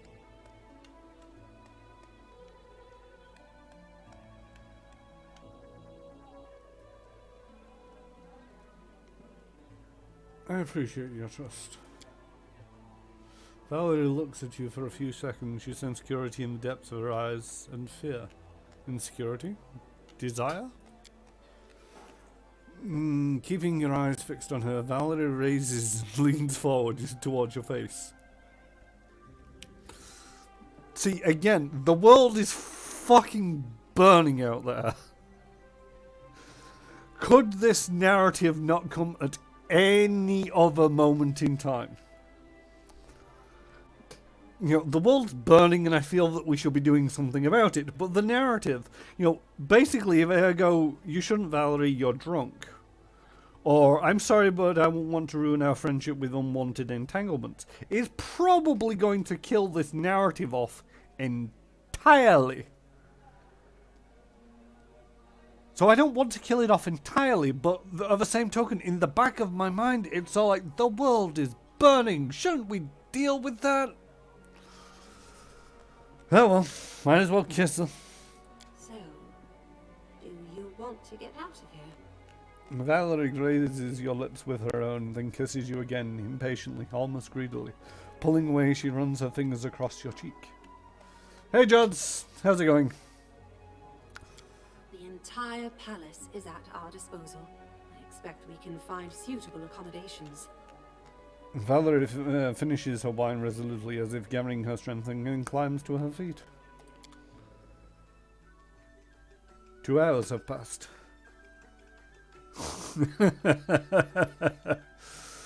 Walked into, oh well, might as well kiss her. Yeah.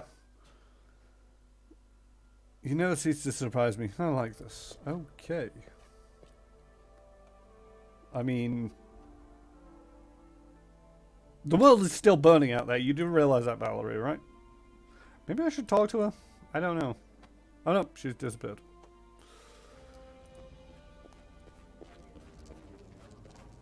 Ah, the world is more burning out there.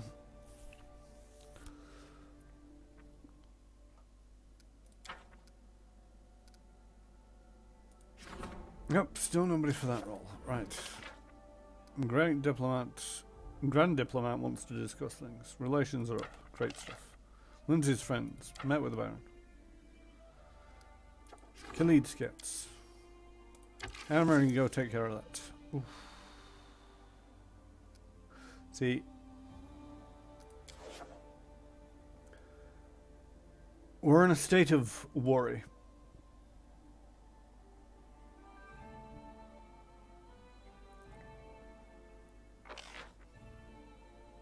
It's not because the BP is low.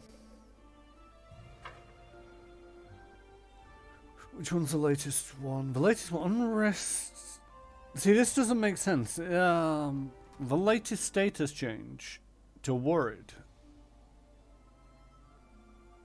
was reason negative current BP or BP per week.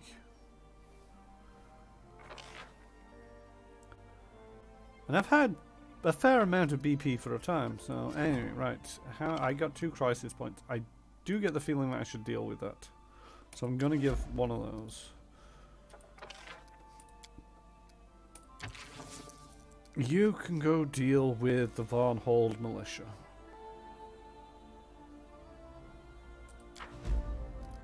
Economy needs trade agreements. You can go deal with, and that'll boost the economy.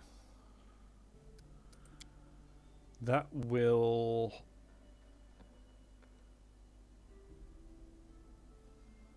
give us 2 BP per week at times of unrest. The worse the unrest, the more BP this agreement provides. Well, I'm not in unrest, I'm worried, so that's not a requirement right now. Improved diplomacy, free BP each time the Grand Diplomat successfully resolves a situation. That might be useful. Trade agreement with Patax, we don't really want to get into and I can't afford it anyway, and the trade agreement with Sortova is expensive.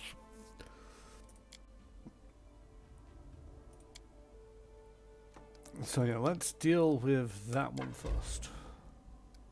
Rank up, support the Grand Diplomat. So that'll take 14 days, and the world is burning out there.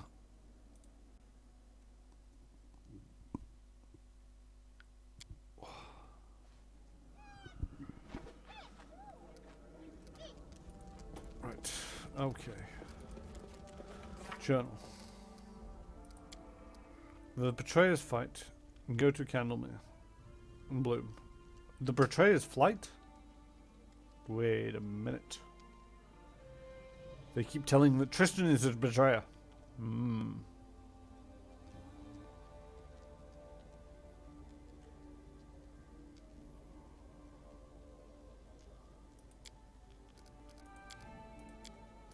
Blood calling. Help Amory discover Nikal's fate. Ignoring all pleas, Amory ran after the Galborn uplands, where a battle between the barbarian horde and the Brevik army was about to begin. And the turncoats. A simple favour. Eileen. No idea where she is. And assemble the militia. Doing that already. Great stuff. Hour of Rage. Okay. Let's get out to the... Let's go sell off crap. That's what I was doing. Before Valerie took me to the tavern, got drunk, flirted with me, and then took me back to my palace chambers for a couple of hours. While the world was burning, I'd like to... It's been a strange session. Was not expecting the first fight to go so easily, actually, at the start of this session. Then I had to deal with level ups. Now I've got to level up Harem and Kaliki.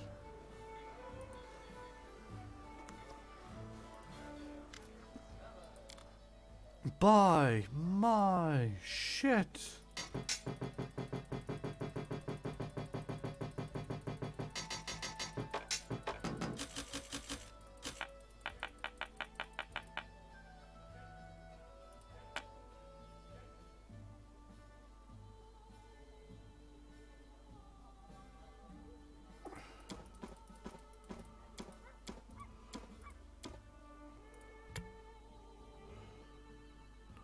I do not want for money. Right, and offer all the rest of the random junk and deal 262,000 gold pieces. Ooh. Have they changed goods or? No, I don't think they have.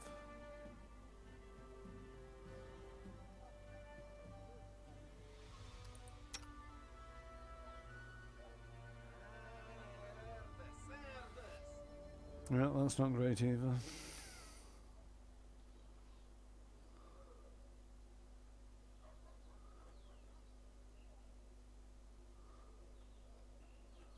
I think this shop is slowly getting jammed up. It's being terribly slow to respond. I might have to start selling stuff elsewhere.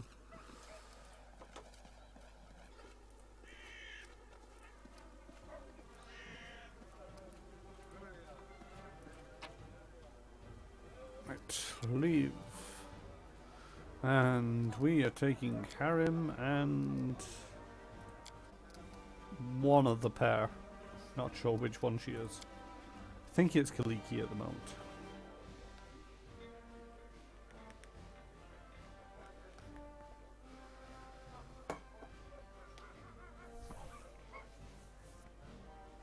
Bum bum bum bum.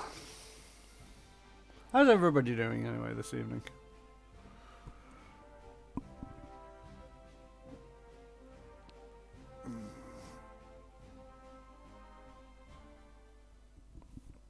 Right. I need to go to Candlemere Tower for Tristan. I need to go there for Lindsay's thing.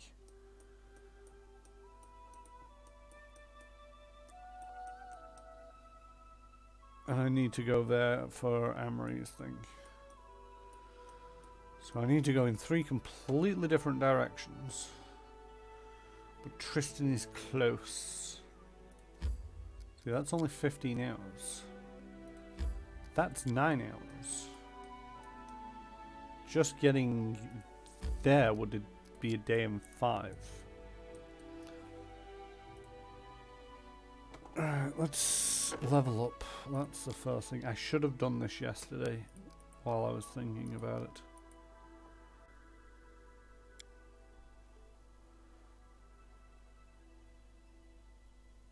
Whenever you channel positive energy to heal or the living, or channel negative energy to harm the undead, you do not affect your enemies.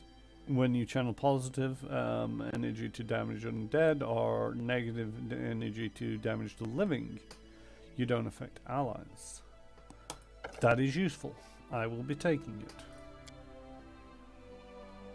Why is that only just...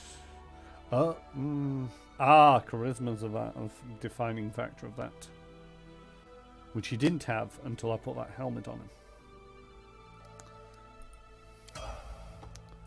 Another level in cleric. I think this is the last one. So take another point in wisdom and 2 more points in those. And okay, that's right. Open up your spell book before I forget. Level 6. Take the harm, because why not? You're not a nice person. Take Bear's Endurance and take a Inspiring Recovery.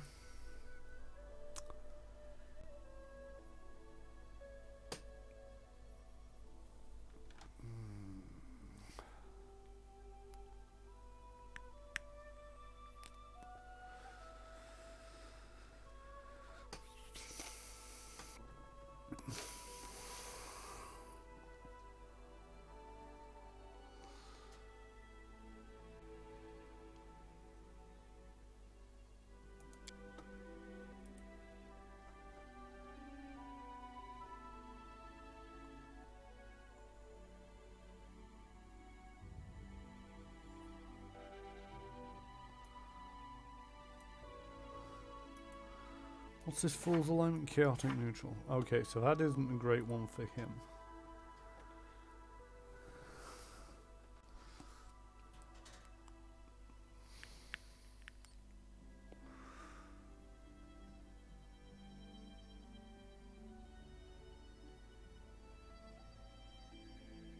Apparently selling elsewhere was advisable with the state of the game was at its launch. The quickening rod might be good for him if you're using personal buffs.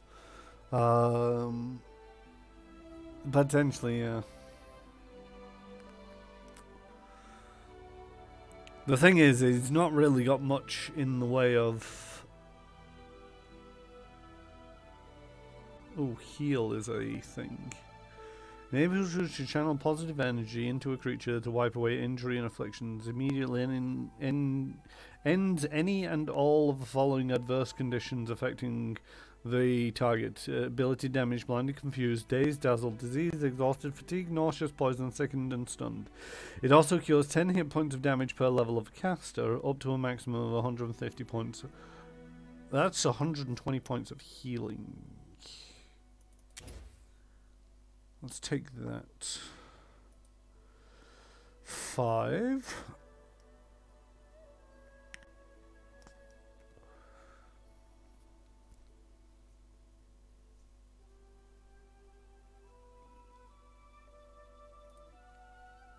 Let's take a raised dead just in case, maybe?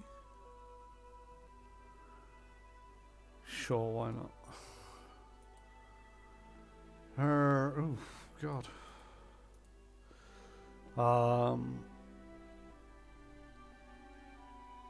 Remove blindness.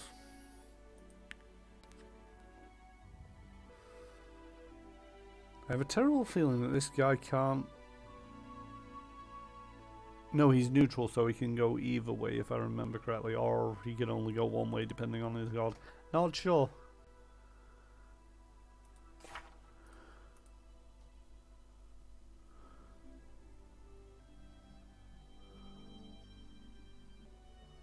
Channel positive, destruction doing chaos.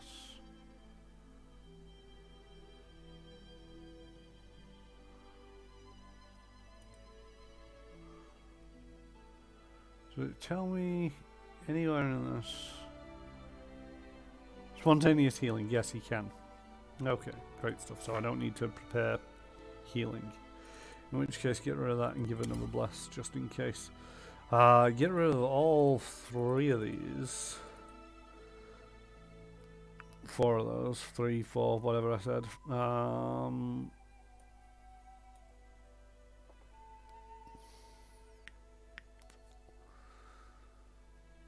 Let's have another bears and another bulls.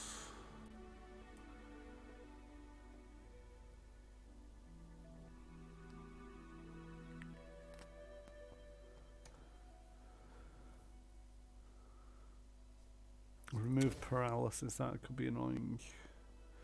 And lesser restoration because I keep needing those. Where's restoration? There's restoration. See, I don't need either of those. I can put 2 restorations in. Although let's actually put a communal energy in. And this. Let's take some searing lights. Or a searing light and a prayer? Sure, why not?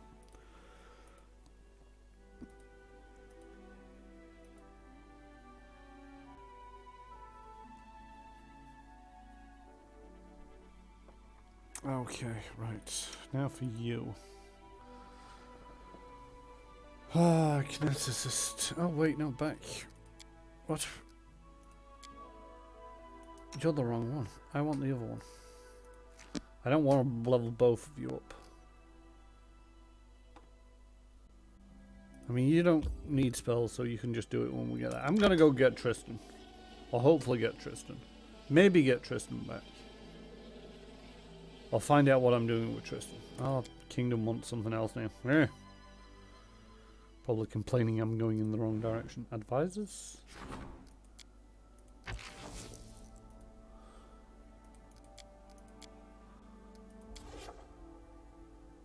Who? Where's...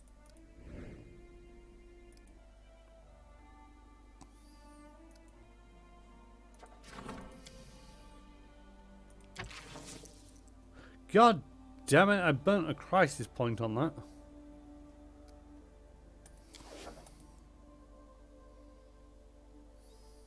It's taken Damarie out of the mix.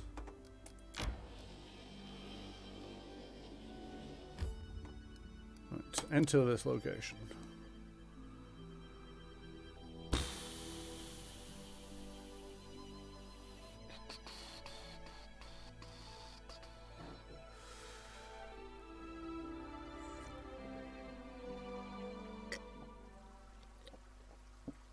Yeah, one of the things you mentioned about, like, right, how do I switch you over to your other better half?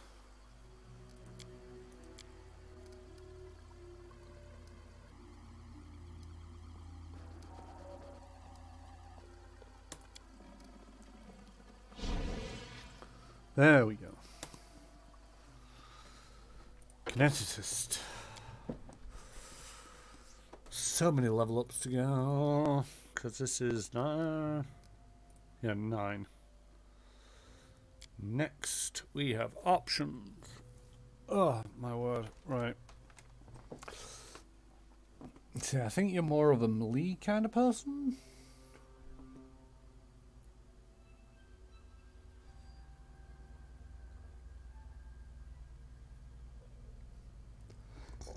Excuse me, not entirely sure.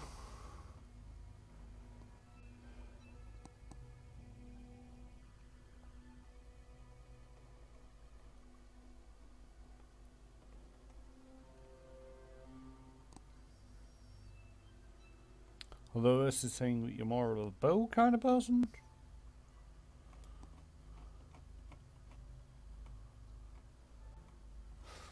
Let's quit out of this for now and figure out what you are. I can help. I am ready. If I want you to murder somebody, you do a water blast. There we go.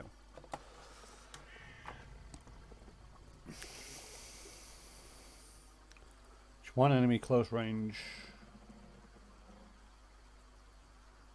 Okay, so it is a ranged attack.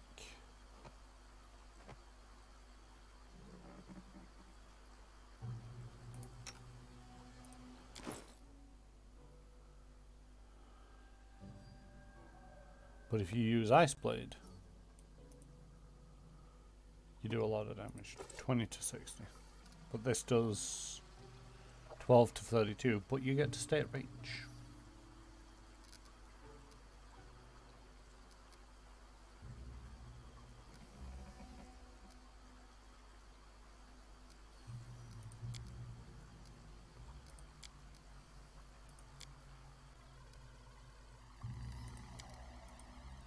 Right.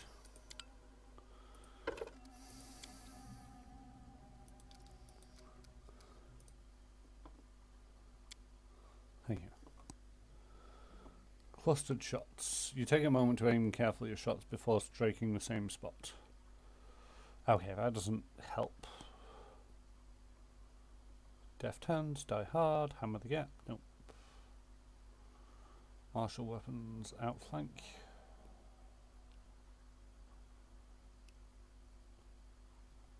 I mean, that might be useful if I do actually put you into a melee thing. And you've got a few levels. Spindle. You throw a long, roughly 5 by 10 foot spindle of elemental matter or energy up to 30 feet away, damaging all creatures within any 2 adjacent 5 foot squares unless they succeed at reflex saving throws. Is weapon focused blast a thing?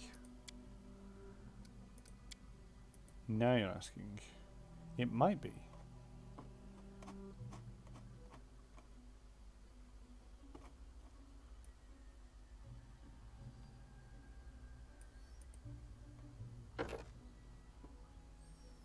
No, it is not.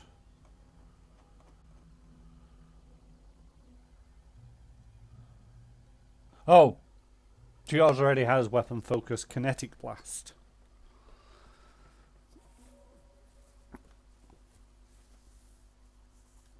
So already gets +1 to that.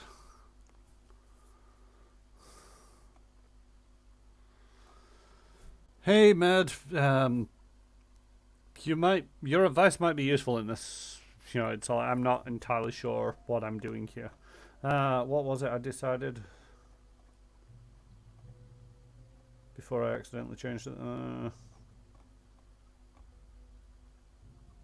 Oh, outflank just in case she got into melee range. That was it. Entangling infusion. Elements water, earth or water. I have water. Yeah, it's a teamwork feat, but Valerie, myself, Amory, Jathal, and Rigongar already have it. So it's one that I found to be really useful, especially when Amory is actually around. She's not around at the moment. But the number of times where it's helped just push the plus the additional +2 when there's a flanking bonus, and also Amory and myself crit a lot of the time, so that extra attack of opportunity hit really comes into play. So yeah, I'm not too concerned about it not going off. It goes off a lot. Right, so entangling infusion. Whenever a blaster with this infusion deals damage to a foe, the foe becomes entangled for a minute. If the foe is already entangled by this infusion and fails its save against the second instance of this infusion, fails its save, the increased amount of elemental matter fuses to the ground, causing the foe to become rooted in places that are acted as a mobile object. That might be useful. Couple of shots off. Push. The momentum of your kinetic blast knocks its foes back. To attempt a bull rush combat maneuver check against each target damaged by your infusion blast, using your constitution modifier instead of your strength modifier to determine your combat maneuver bonus. I kind of like, and then the spindle, you fire it off. Wait.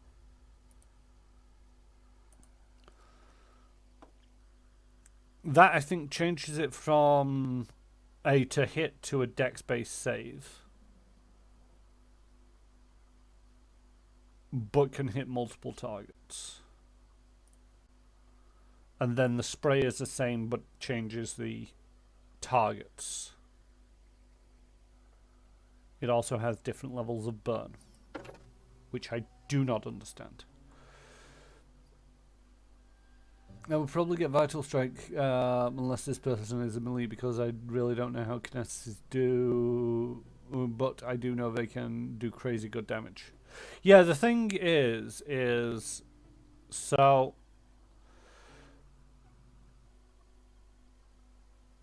I've got Kinetic Blade and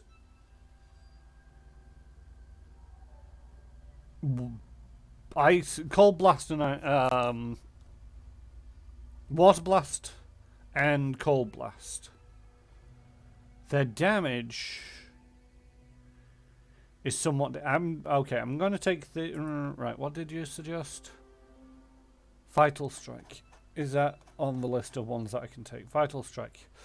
As a standard action, you make one attack with your highest base attack bonus that deals an additional damage. Roll the damage dice for the attack twice and add the results together before adding bonuses for strength. As a standard action, you make one attack.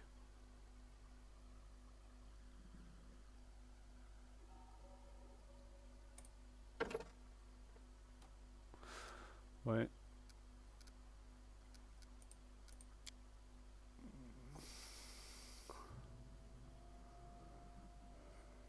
Maybe. Okay. So I'm taking Entangle Infusion, basically. Hopefully I'll be able to hold some people in place. And also the Vital Strike. Because it sounds cool, and, you know, if it goes terribly, terribly wrong, I can blame it on Mad Cuzbrad. I won't blame it on you, don't worry about it. I've made plenty of terrible choices. See, okay, that level up is done. But if we go... So if we look at the character screen, it's a 24 to 74 melee attack. But at the same token, the Water Blast is a 14 to 39. But that's ranged. I mean, she's got the hit points to kind of be up close. I mean... What is your constitution? What is your constitution? It's a 10. It's a flat 10. And she's only got 62 hit points. I mean, you are a kineticist, and one of your key things is con. So, sure, why not? Right. Level up, kineticist. You get 2 points. There we go. Stealth and athletics. Right. Over here. You gain cold resistance equal to twice your current amount of burn. Alright. What? If you do a vital strike, that's 10d6 on melee or ranged attack. I don't know.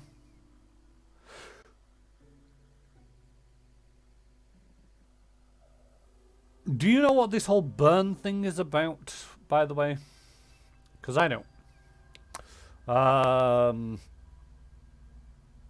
Elemental whispers. Form an element of friendship with a fragment of element. The element speaks back to you empathically like a familiar. Pick a type of creature. Usually allowed as a familiar when you gain this wild talent. The familiar again. I don't like familiars. Kinesis bonus feat water. Oh, I can add water bonus feats. Can't take... Oh, I could take Bull Rush. Or Blind Fight. Blind Fight might be useful.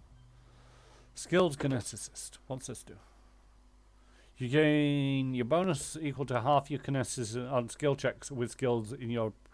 with your primary element added to your class list spell.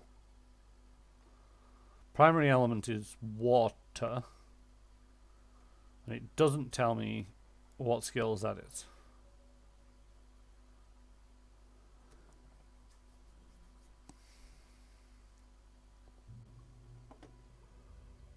Oh, hydrokineticist adds law, nature, athletics to her class skills.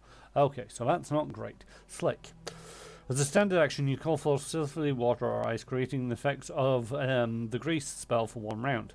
You can accept 1 point of burn at the start of your next turn to extend the duration to +1 per kinesis level you possess.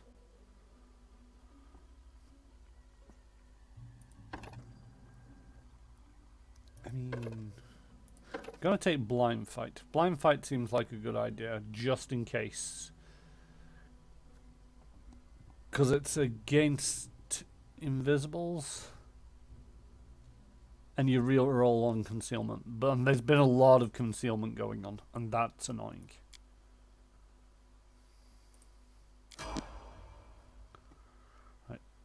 Burn. At first level, the kineticist can overexert herself to channel more power than normal, pushing past the limit of what is safe for a body to accept burn. Some of her wild talents allow her to accept burn in exchange for greater effects, while others require her to accept a certain amount of burn to use the talent at all. For each point of burn she accepts, the kineticist takes 1 point of non-lethal damage per character level. This damage can't be healed by any means other than getting a full night's rest, which also removes all burn and associated non-lethal damage. Sounds like a terrible idea.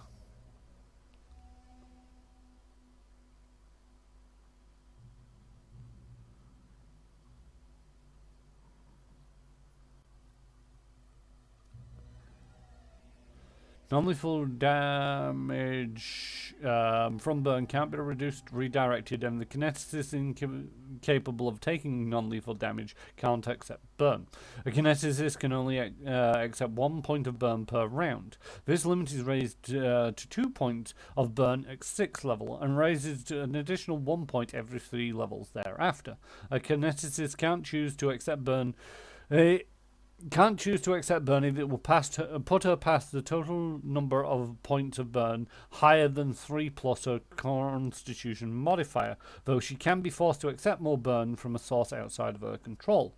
A kineticist who has the ability accepted burn never benefits from abilities that allow her to ignore or alter the effects that she receives from non-lethal damage. Well, that just cleared it right up. It didn't.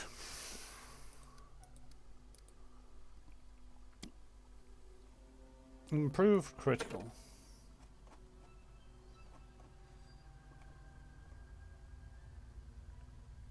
Kinetic blast. Sounds like a decent enough plan. A wall. You create a wall of churning elements. I don't like that because it's got burn associated with it. And burn seems like, that's got burn on it. That has burn on it. Wait, no. That has burn on it. That has burn on it.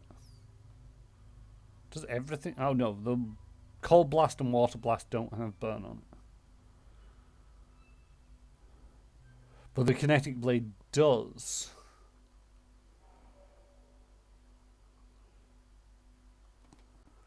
Okay, Blade Whirlwind. You create a kinetic blade and swing it in an arc around you, making a single attack at all foes within reach, as with kinetic blade. The blade vanishes instantly after the whirlwind. I mean, the blade gives 1 point of burn, so it'd have to be against 3 or it's not worth the burn cost. Pushing, chilling... Your kinetic blast chills your foes to the bone, making their movement sluggish. Whenever an infused blast deals cold damage to a foe, the foe is staggered for 1 round. I mean, just embracing the whole cold, terrible, terrible cold of all of this. I've got Torrent. What is Torrent? Oh, that's just a straight line one, rather than the spindle. Yeah, let's go with the chilling. What's the worst that could happen?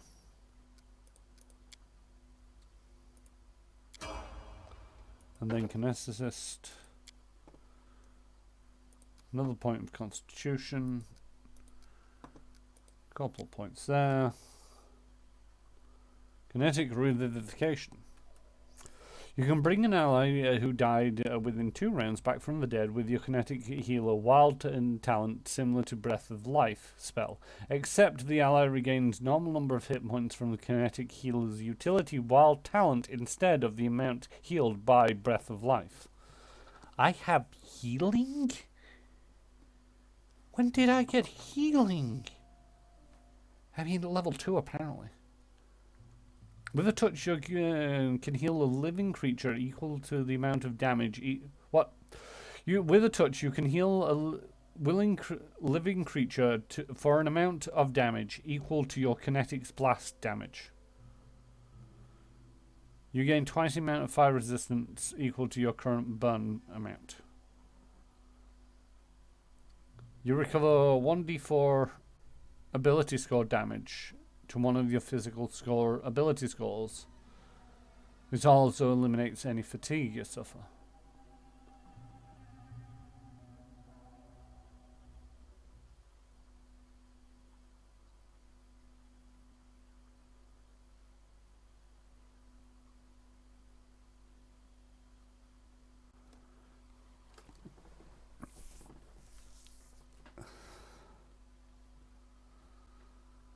Yeah, the whole burn thing seems like it literally is just burning yourself up. So if you're not careful, it's like I could do, there was some, the whole kinetic blade, it burns. It does a lot of damage, but it burns. I'm taking the kinetic revivification.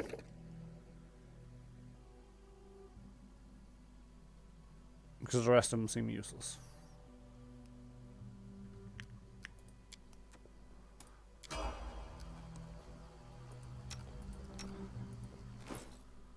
So this is the thing. The kinetic blasts, the ice blast kinetic blade gives me a level of burn.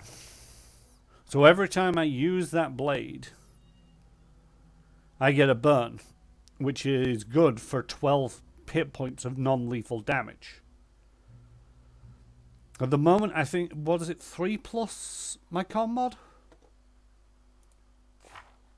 Character, class, burn. Yeah, 3 plus a con mod. My con mod is 5, so I can use the blade 8 times, but in doing so, that will do 96 points of non-lethal damage to Kaliki. Extra burn would be a terrible idea because it could outright non-lethally kill them. I mean, it's just going to knock them out, but it can't be restored until they rest. One of their things is got the water blast. Let's turn on vitals.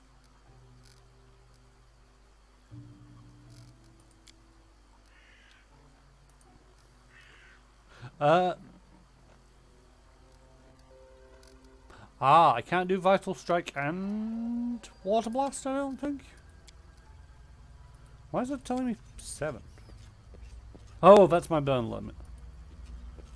The number's messed up. It should be out of 8. If I'm not mistaken.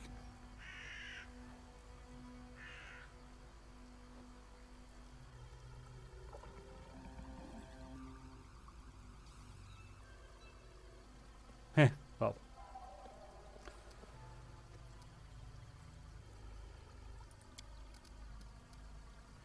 Extend range, torrent. So yeah, that is single target, close range, no burn. If I was to do it as an extended range, it gives me a burn. If I do it as a torrent, it's 2 burns, but it's a line. And that does some amount of damage.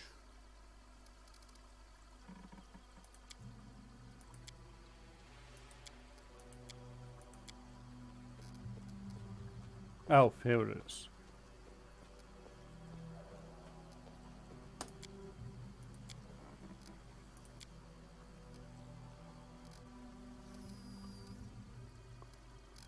Right. Which is 8 to 38. Or 17 to 47. Okay, I think I understand what this character is doing now. Maybe. 12d6 plus 8? I'm glad you called. 6d6 plus 11?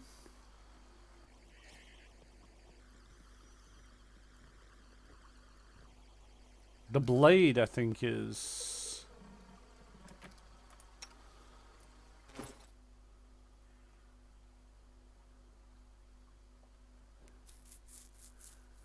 Yeah, the blade is 12d6 plus 8. I don't think I can Vital Strike. Because if I click on that, it's giving me a target to Vital Strike. And I think that's going to use my blade.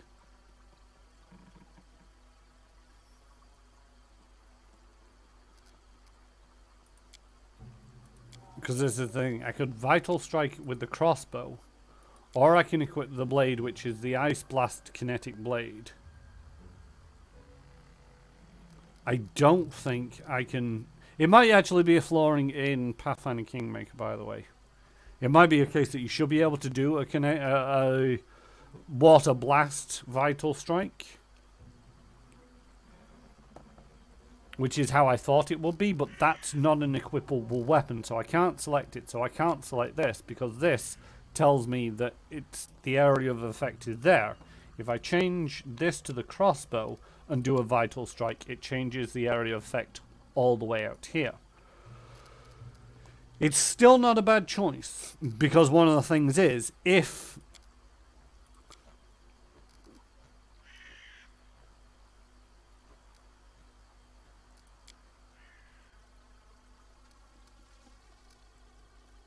something gets close to her, or the fight's not quite going right, I can, in theory, do a Vital Strike right against it and absolutely muller it for a lot of damage.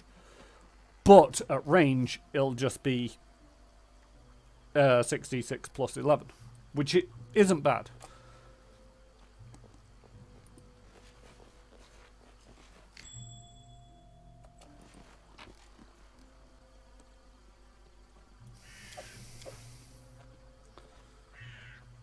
Acid's Aura. The hell's Acid's Aura?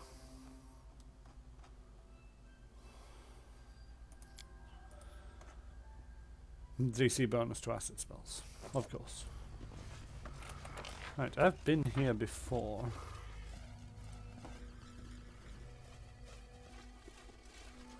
But new bad guys have spawned. Enemy approaching.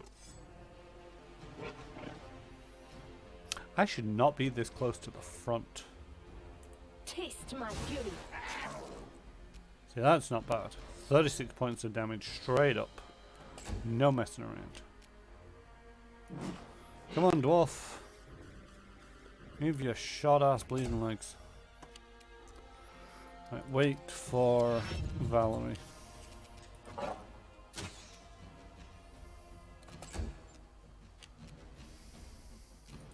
Charge. Nice. Move up. That's its I'll splash. fight if I have to. Ta-da!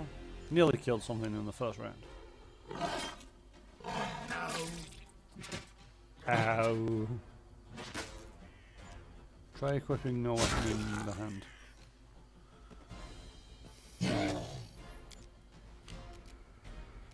I mean, I'll do that for the next fight. It takes too much of an action to do it. This is going to hurt.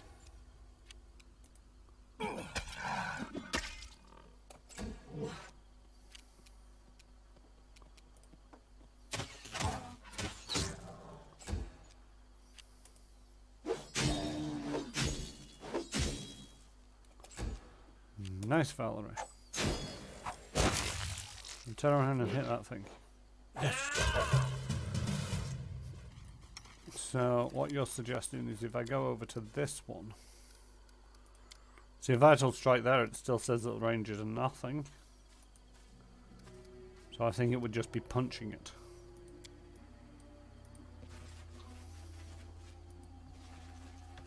Oh yeah, skin the things. Why not? Does anybody have a skill to skin these things? Oh, Lindsay does. Hey.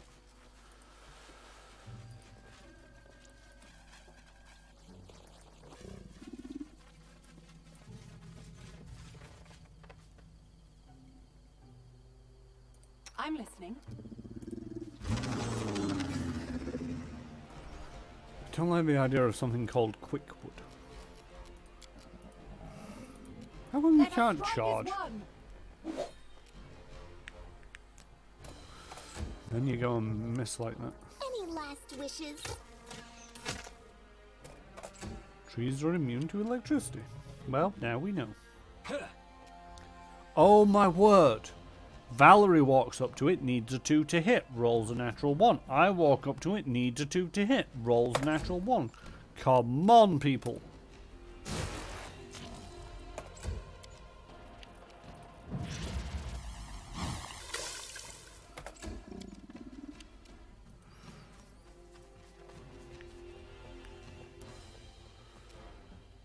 On her next attack, just click Vital Strike and see what happens if you don't mind testing it.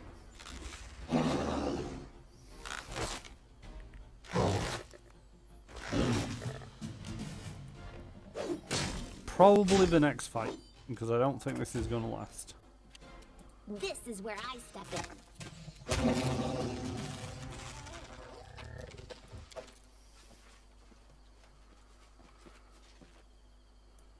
in. In due time.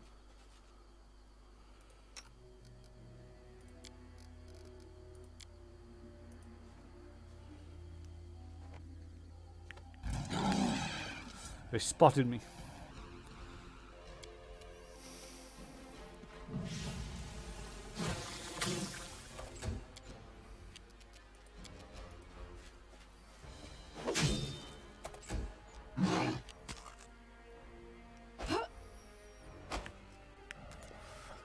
These owlbears have a crazy to hit bonus.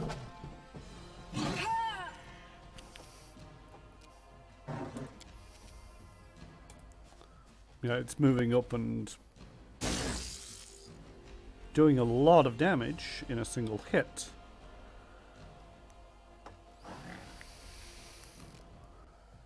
Although oddly not burning. They should be burned.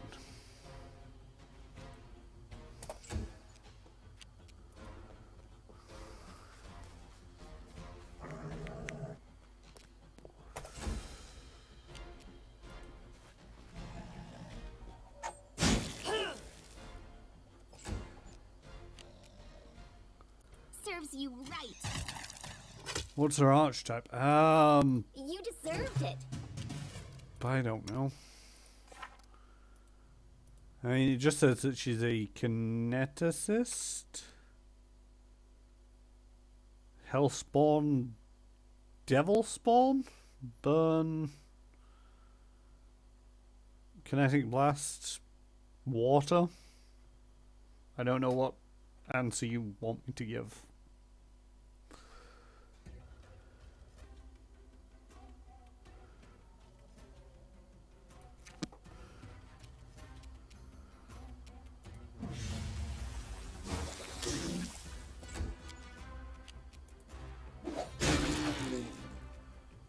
In turn, we beat up that one.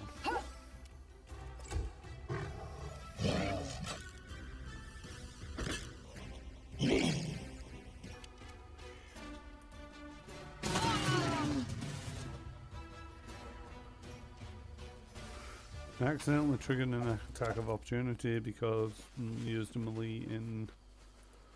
a spell in melee, or ranged in melee. Somebody has already tried to make their way through the dense thicket and gave up.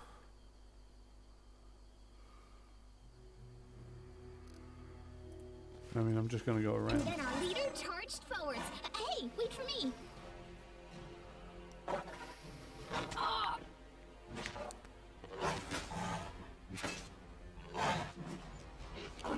Make This with the murder!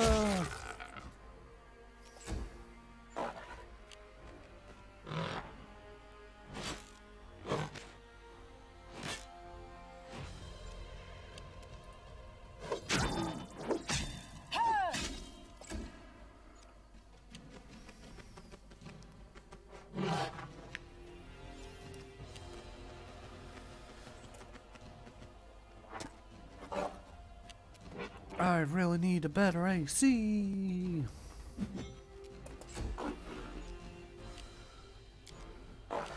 Oh yeah, Mad Brad, you were actually right. Earlier, or the other day, you mentioned that we're starting to get into the save or suck level. The big bad end guy of the previous chapter basically did something to Octavia, which was like, "You're dead now." At the start of a fight. Luckily, it was a spellcaster going up against some serious melee, and it just we just murdered him. Barely needed to break a sweat. But I just thought you'd like to know that you're right. It has gotten to that stage of the game where it's just like, yeah, you're dead, and so Octavia died. I didn't even break a sweat.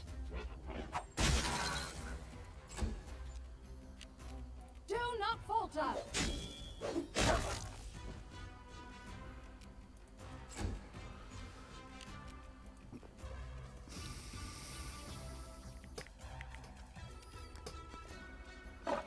And that's at 80% damage. Yeah.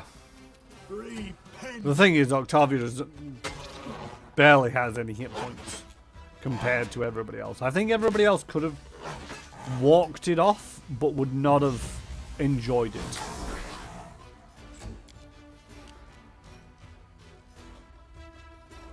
So I read on the internet, you can't make use of Vital Strike with the blast, so yeah. Is that Pathfinder rule, or is that Kingmaker mistake? Cool it.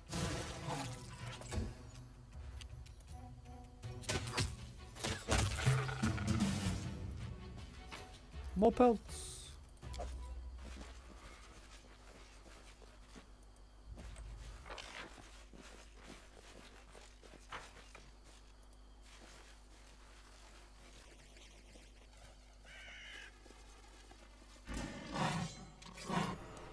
Why am I at the front of this?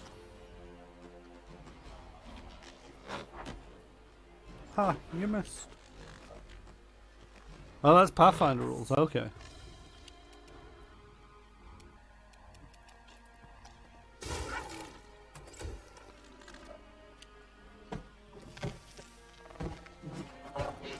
Yeah, the kineticist seems to be sort of like a lot of damage, just sort of like in one attack.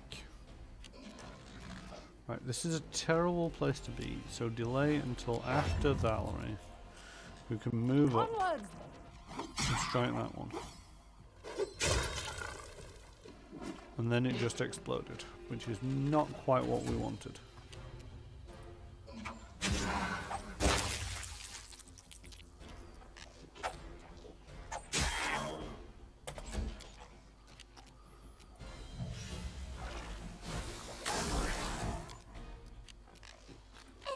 accept wishes.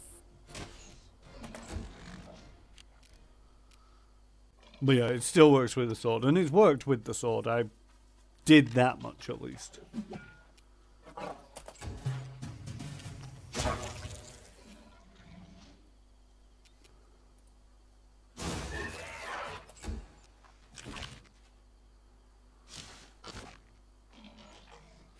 Stay behind me! It's just another one of them cases of sort of like really odd and obscure. Expected outcome. And I then am he yours to exploded. command. Situations where it's like it just doesn't work. That is not far.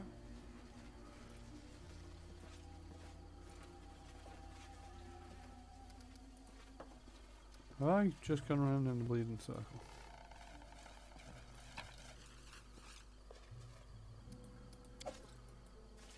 Ah, the noble warhammer. Plus for the enchantment. Is that it? Right, Tristan, where are you?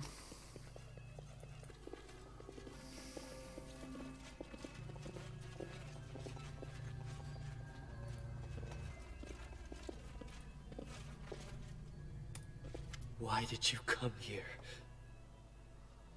Tristan raises his head as you approach. His face is masked in grief and desperation. Please, Tristian, tell us the truth. I don't want to believe that you deceived us from the very beginning, just waiting for a moment to strike us in the back. I've seen do-gooders do bad things often enough. It wouldn't surprise me, but I still look at you and I don't understand. Why, Tristan?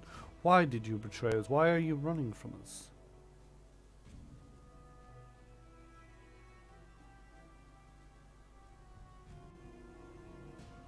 I had to find you. This is no answer to my question. Why? To kill me? To try and make things right? It's too late. There's nothing you can change. Just as I couldn't. In Mordecai's tomb, I saw something odd.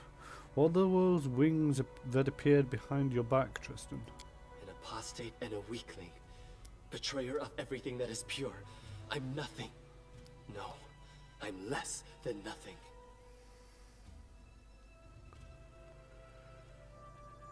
Tell me, are you satisfied, sir? I want answers, Tristan. Oh, should I go with the good? God damn it. There is no answer for what I did. I shall carry this weight until the end of my life.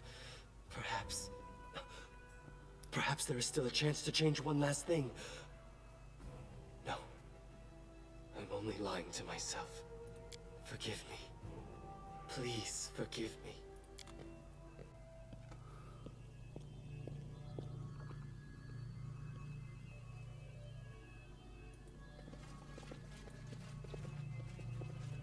As you approach, the portal starts to close. The last thing you see on the other side is a tall statue with a stag's head.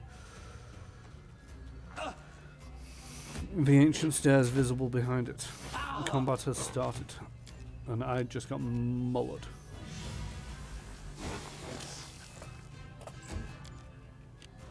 Cool off.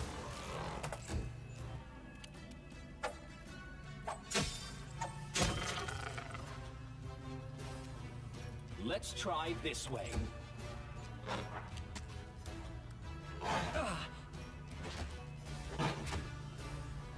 Luckily, these guys don't do much damage.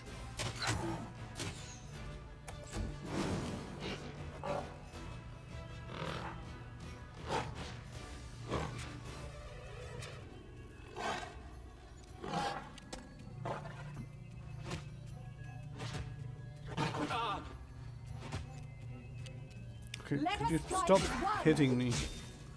I'm rather squishy, and I don't like it. More so, I don't appreciate it. How many am I down? I'm not down quite enough yet. Shoot.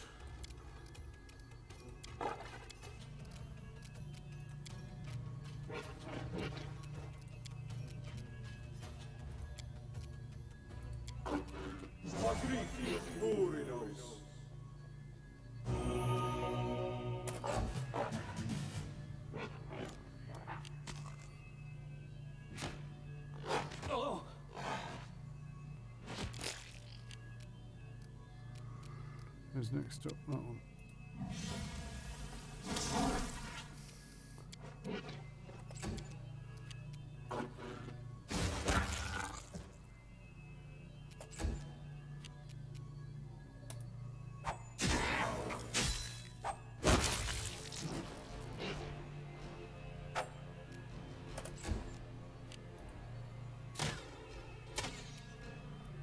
Time is it?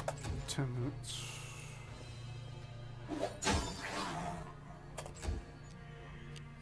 Your life ebbs low.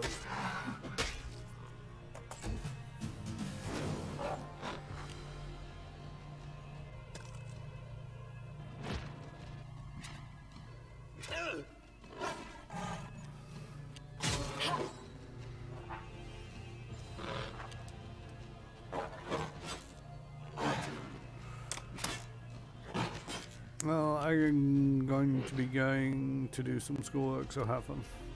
Alright, I wish you all the best and luck on your schoolwork. I'd say have fun, but I've been there. Schoolwork is never.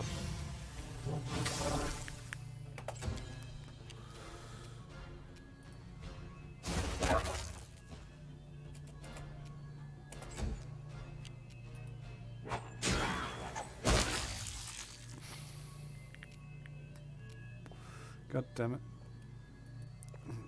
Move around behind This is where I step in. Tristan. Hopefully if it attacks anybody, it'll attack Tristan. Oh no, it's going for Valor. Good stuff. Do not falter!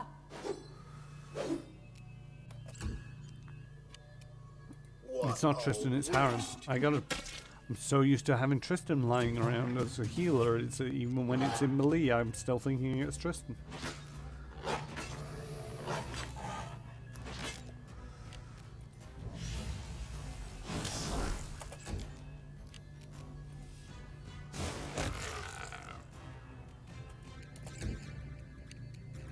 Albert.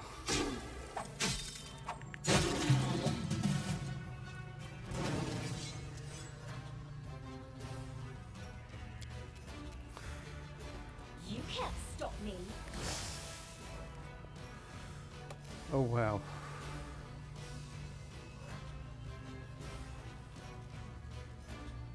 Precision damage dealt was reduced to 1. What? Oh, 20 points of acid resistance did 21 points of damage. Only just managed to overcome the acid resistance.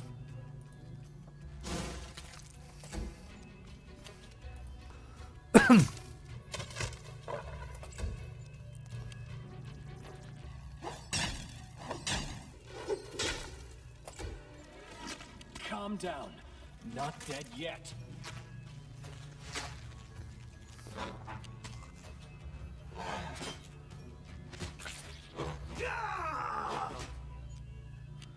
I forgot I have not rested up. I don't have access to heal yet.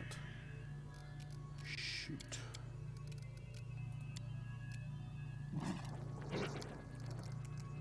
Oh, we've got Freedom of the Moon, Crusader's Edge. Get rid of Crusader's Edge. Heal. Terrible healing.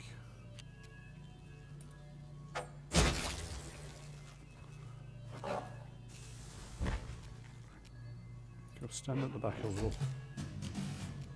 Consider me provoked.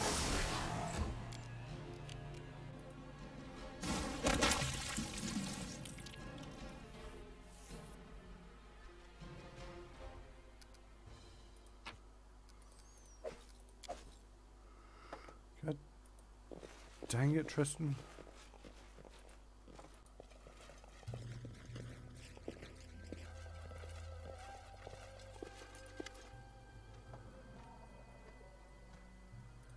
Nope.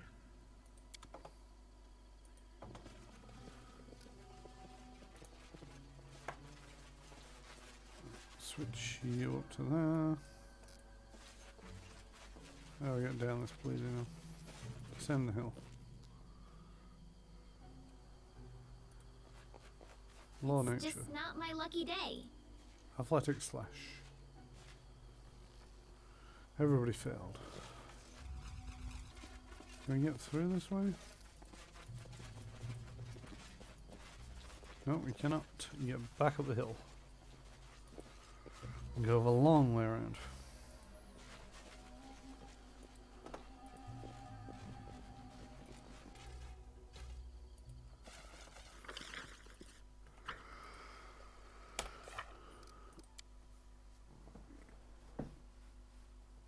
Enter the portal leading to the Temple of the Elk. Okay.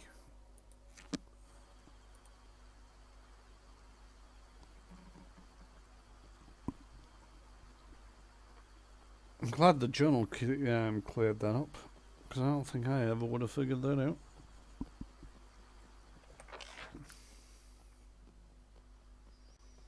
You really shouldn't be leading the way, although it's not the worst person to be leading the way. Doop doop doo doop doop doo.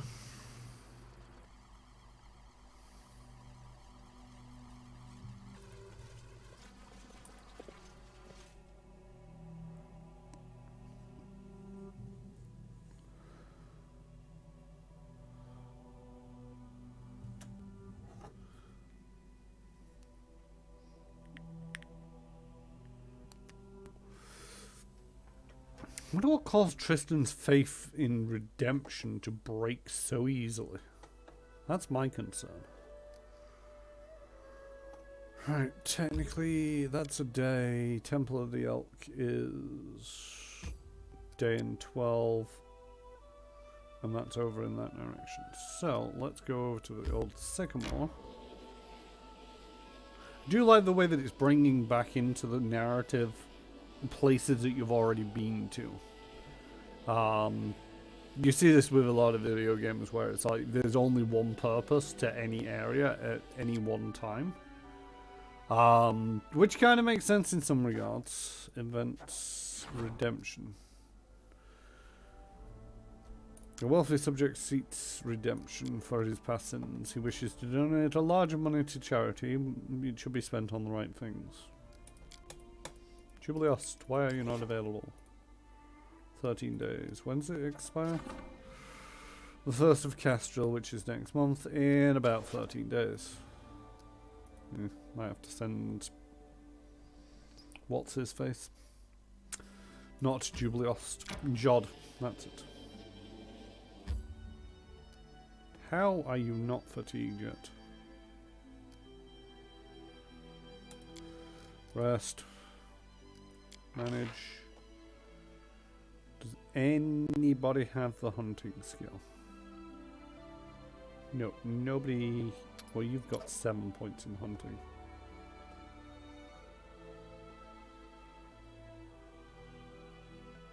I can procure rations?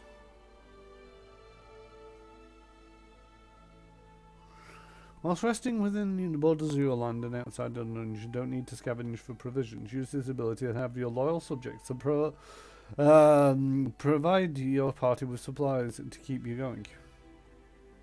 Heh. You might as well get on Bleeding Guard duty then.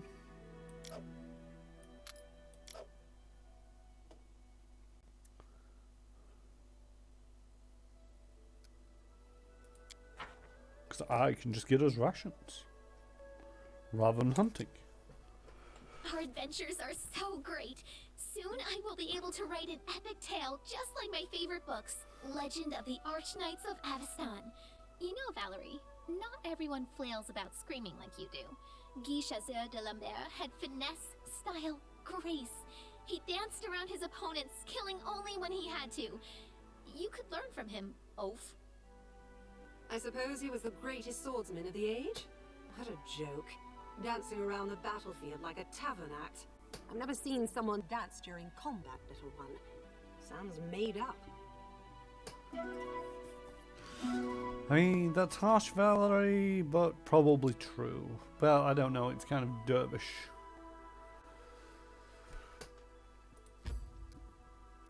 But yeah, Valerie, Lindsay could have been the... I think Lindsay and... See, this is a problem with having different party members and I can't remember their names now. I missed my old party.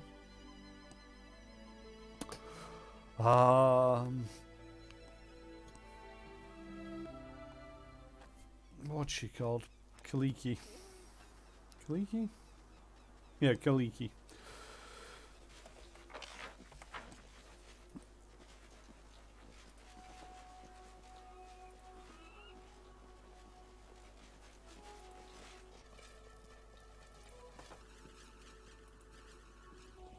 She was an equivalent level of it.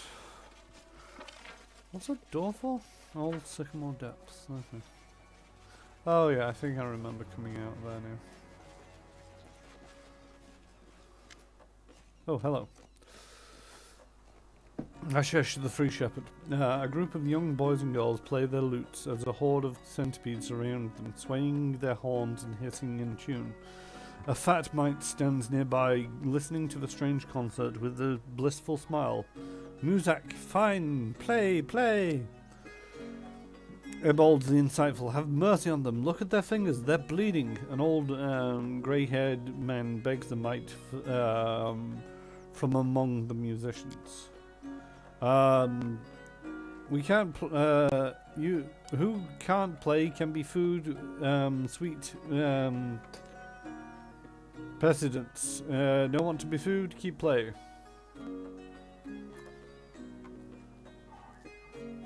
Get out of here before I cut your centipedes to pieces.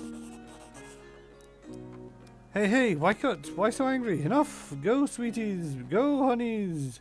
Nobody likes us!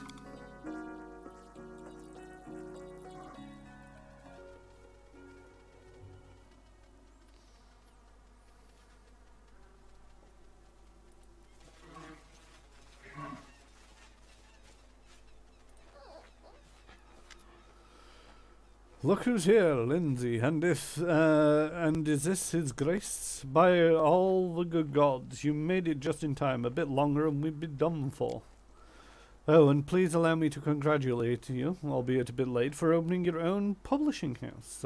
I had the pleasure of reading those of your books that managed to reach Pitax, and I must say you've certainly studied well. Your choice of authors and books for publication suggests a sophisticated taste in literature. Teacher, I'm so glad to see you. I can't believe the talentless hack Irovetti kicked you out of the academy. I wish everyone could see what a philanthropist and patron of the arts he really is. His tricks could make up a whole book. You know, Lindsay, that's not a bad idea. I know many details of just how much harm the king brought upon his own academy. If you find yourself with times between adventures, I will be happy to sit down and write such a book with you. All the more so now you have your own printing house to print it. Seriously? You want me to work on a book? You want to work on a book with me? Of course I'll find time. Let's set off for the capital as soon as possible. I can't wait to get started. Hail, Baron. Now we all... Londo stops as he sees Lindsay's piercing eyes. Is there something wrong? You don't even remember, do you? Of course you don't. But I'll never forget. You and your friends poisoned the years I spent at the academy. Hiding my things, tearing my box, spilling my ink on me, dunking me in the fountain, and now you've nerve to come here. Maybe you want a job at the publishing house too. Professor Eobald, is this true? Of course, I would never dare accuse our dear Lindsay of lying, but I know nothing of these accusations. Lundy has always put his best foot forward with me. He's a wonderful poet and musician, and he's always been polite. If not for him risking his life to get us to the capital, we'd all be dead. Orlando, did you really treat your peer this way? For shame, I thought better of you. What do you have to say for yourself, Orlando? What is there to say? We were students. Sometimes we made jokes, pulled pranks, sometimes they were rude and stupid. I'm sorry, Lindsay. I'm ashamed for my behavior. I should never have done those things to you. You can shove your apologies all the way. Please, Lindsay, we are at your mercy. Will you truly stoop to revenge? Is this what you took from my lessons? What do you want to do to him, Lindsay? I don't know. I'm sorry, teacher, but I can't bear to look at him. Let him go wherever he wants. Restov, Mirov, or Absalom for all I care. I can even give him the money for travel. I just don't want to see his face. Lindsay, I understand that you're hurt, and I'm at fault too. If other teachers and I had paid as much attention to students' behavior as we did their grades. Eobald closes his eyes and takes a deep breath. I cannot change the past, but please find it in your heart to forgive Londi. He's an exceptional poet. Allow him to atone for his behavior, or bring a little kindness and light to your barony. Teacher, I don't know. What should I do? Should I forgive him? Let him write those brilliant verses of his? The scumbag?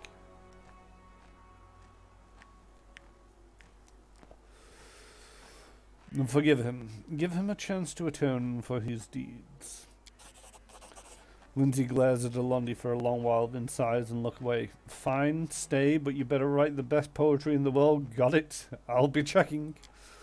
I promise. Thank you, I swear. You won't regret it. Let's get back to the capital. I can't wait to start working on the book, teacher. Yeah, we're not going back to the capital just yet. The world is still burning. Focus, people. Focus. We are going to leave the map in the same direction now. But we're not going the same way.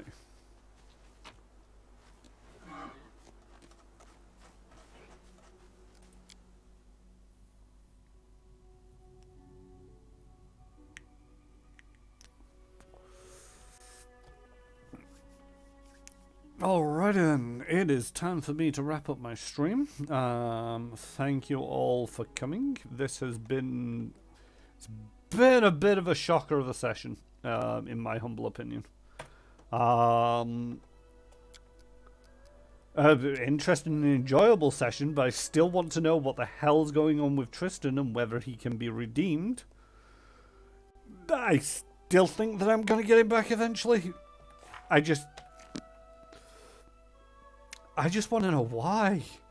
And, you know, if he's not going to come back to us, then at least give me some closure on what the hell was doing something to him, or why he was doing these things, and then I can maybe do something about it. I don't know.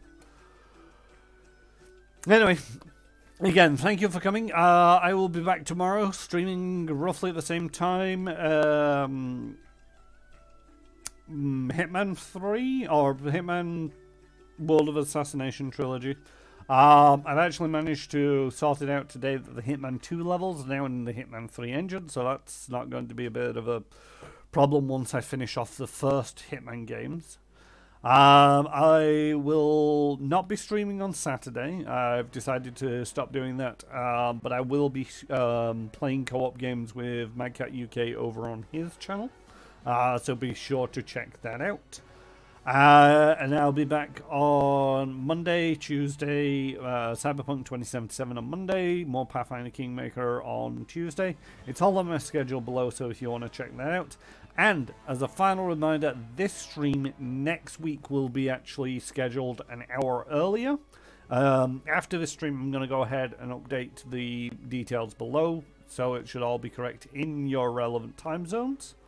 But if nothing else, watch out for the Twitch notifications or wherever you get notifications from me as to when I'm going live. And let's see who's streaming. That's the next question. Doop doop doo doop doop doo. Who is currently online? And we might go raid somebody. There might be a little bit of noise. I can't remember whether I muted this channel. Yes, it's on mute. Okay, yes, Halfsinger Games is streaming, and I do believe she's playing this evening a not yet released role-playing game. Something to do with heavy metal music and Ragnarok. I maybe should have been paying attention, but I wasn't.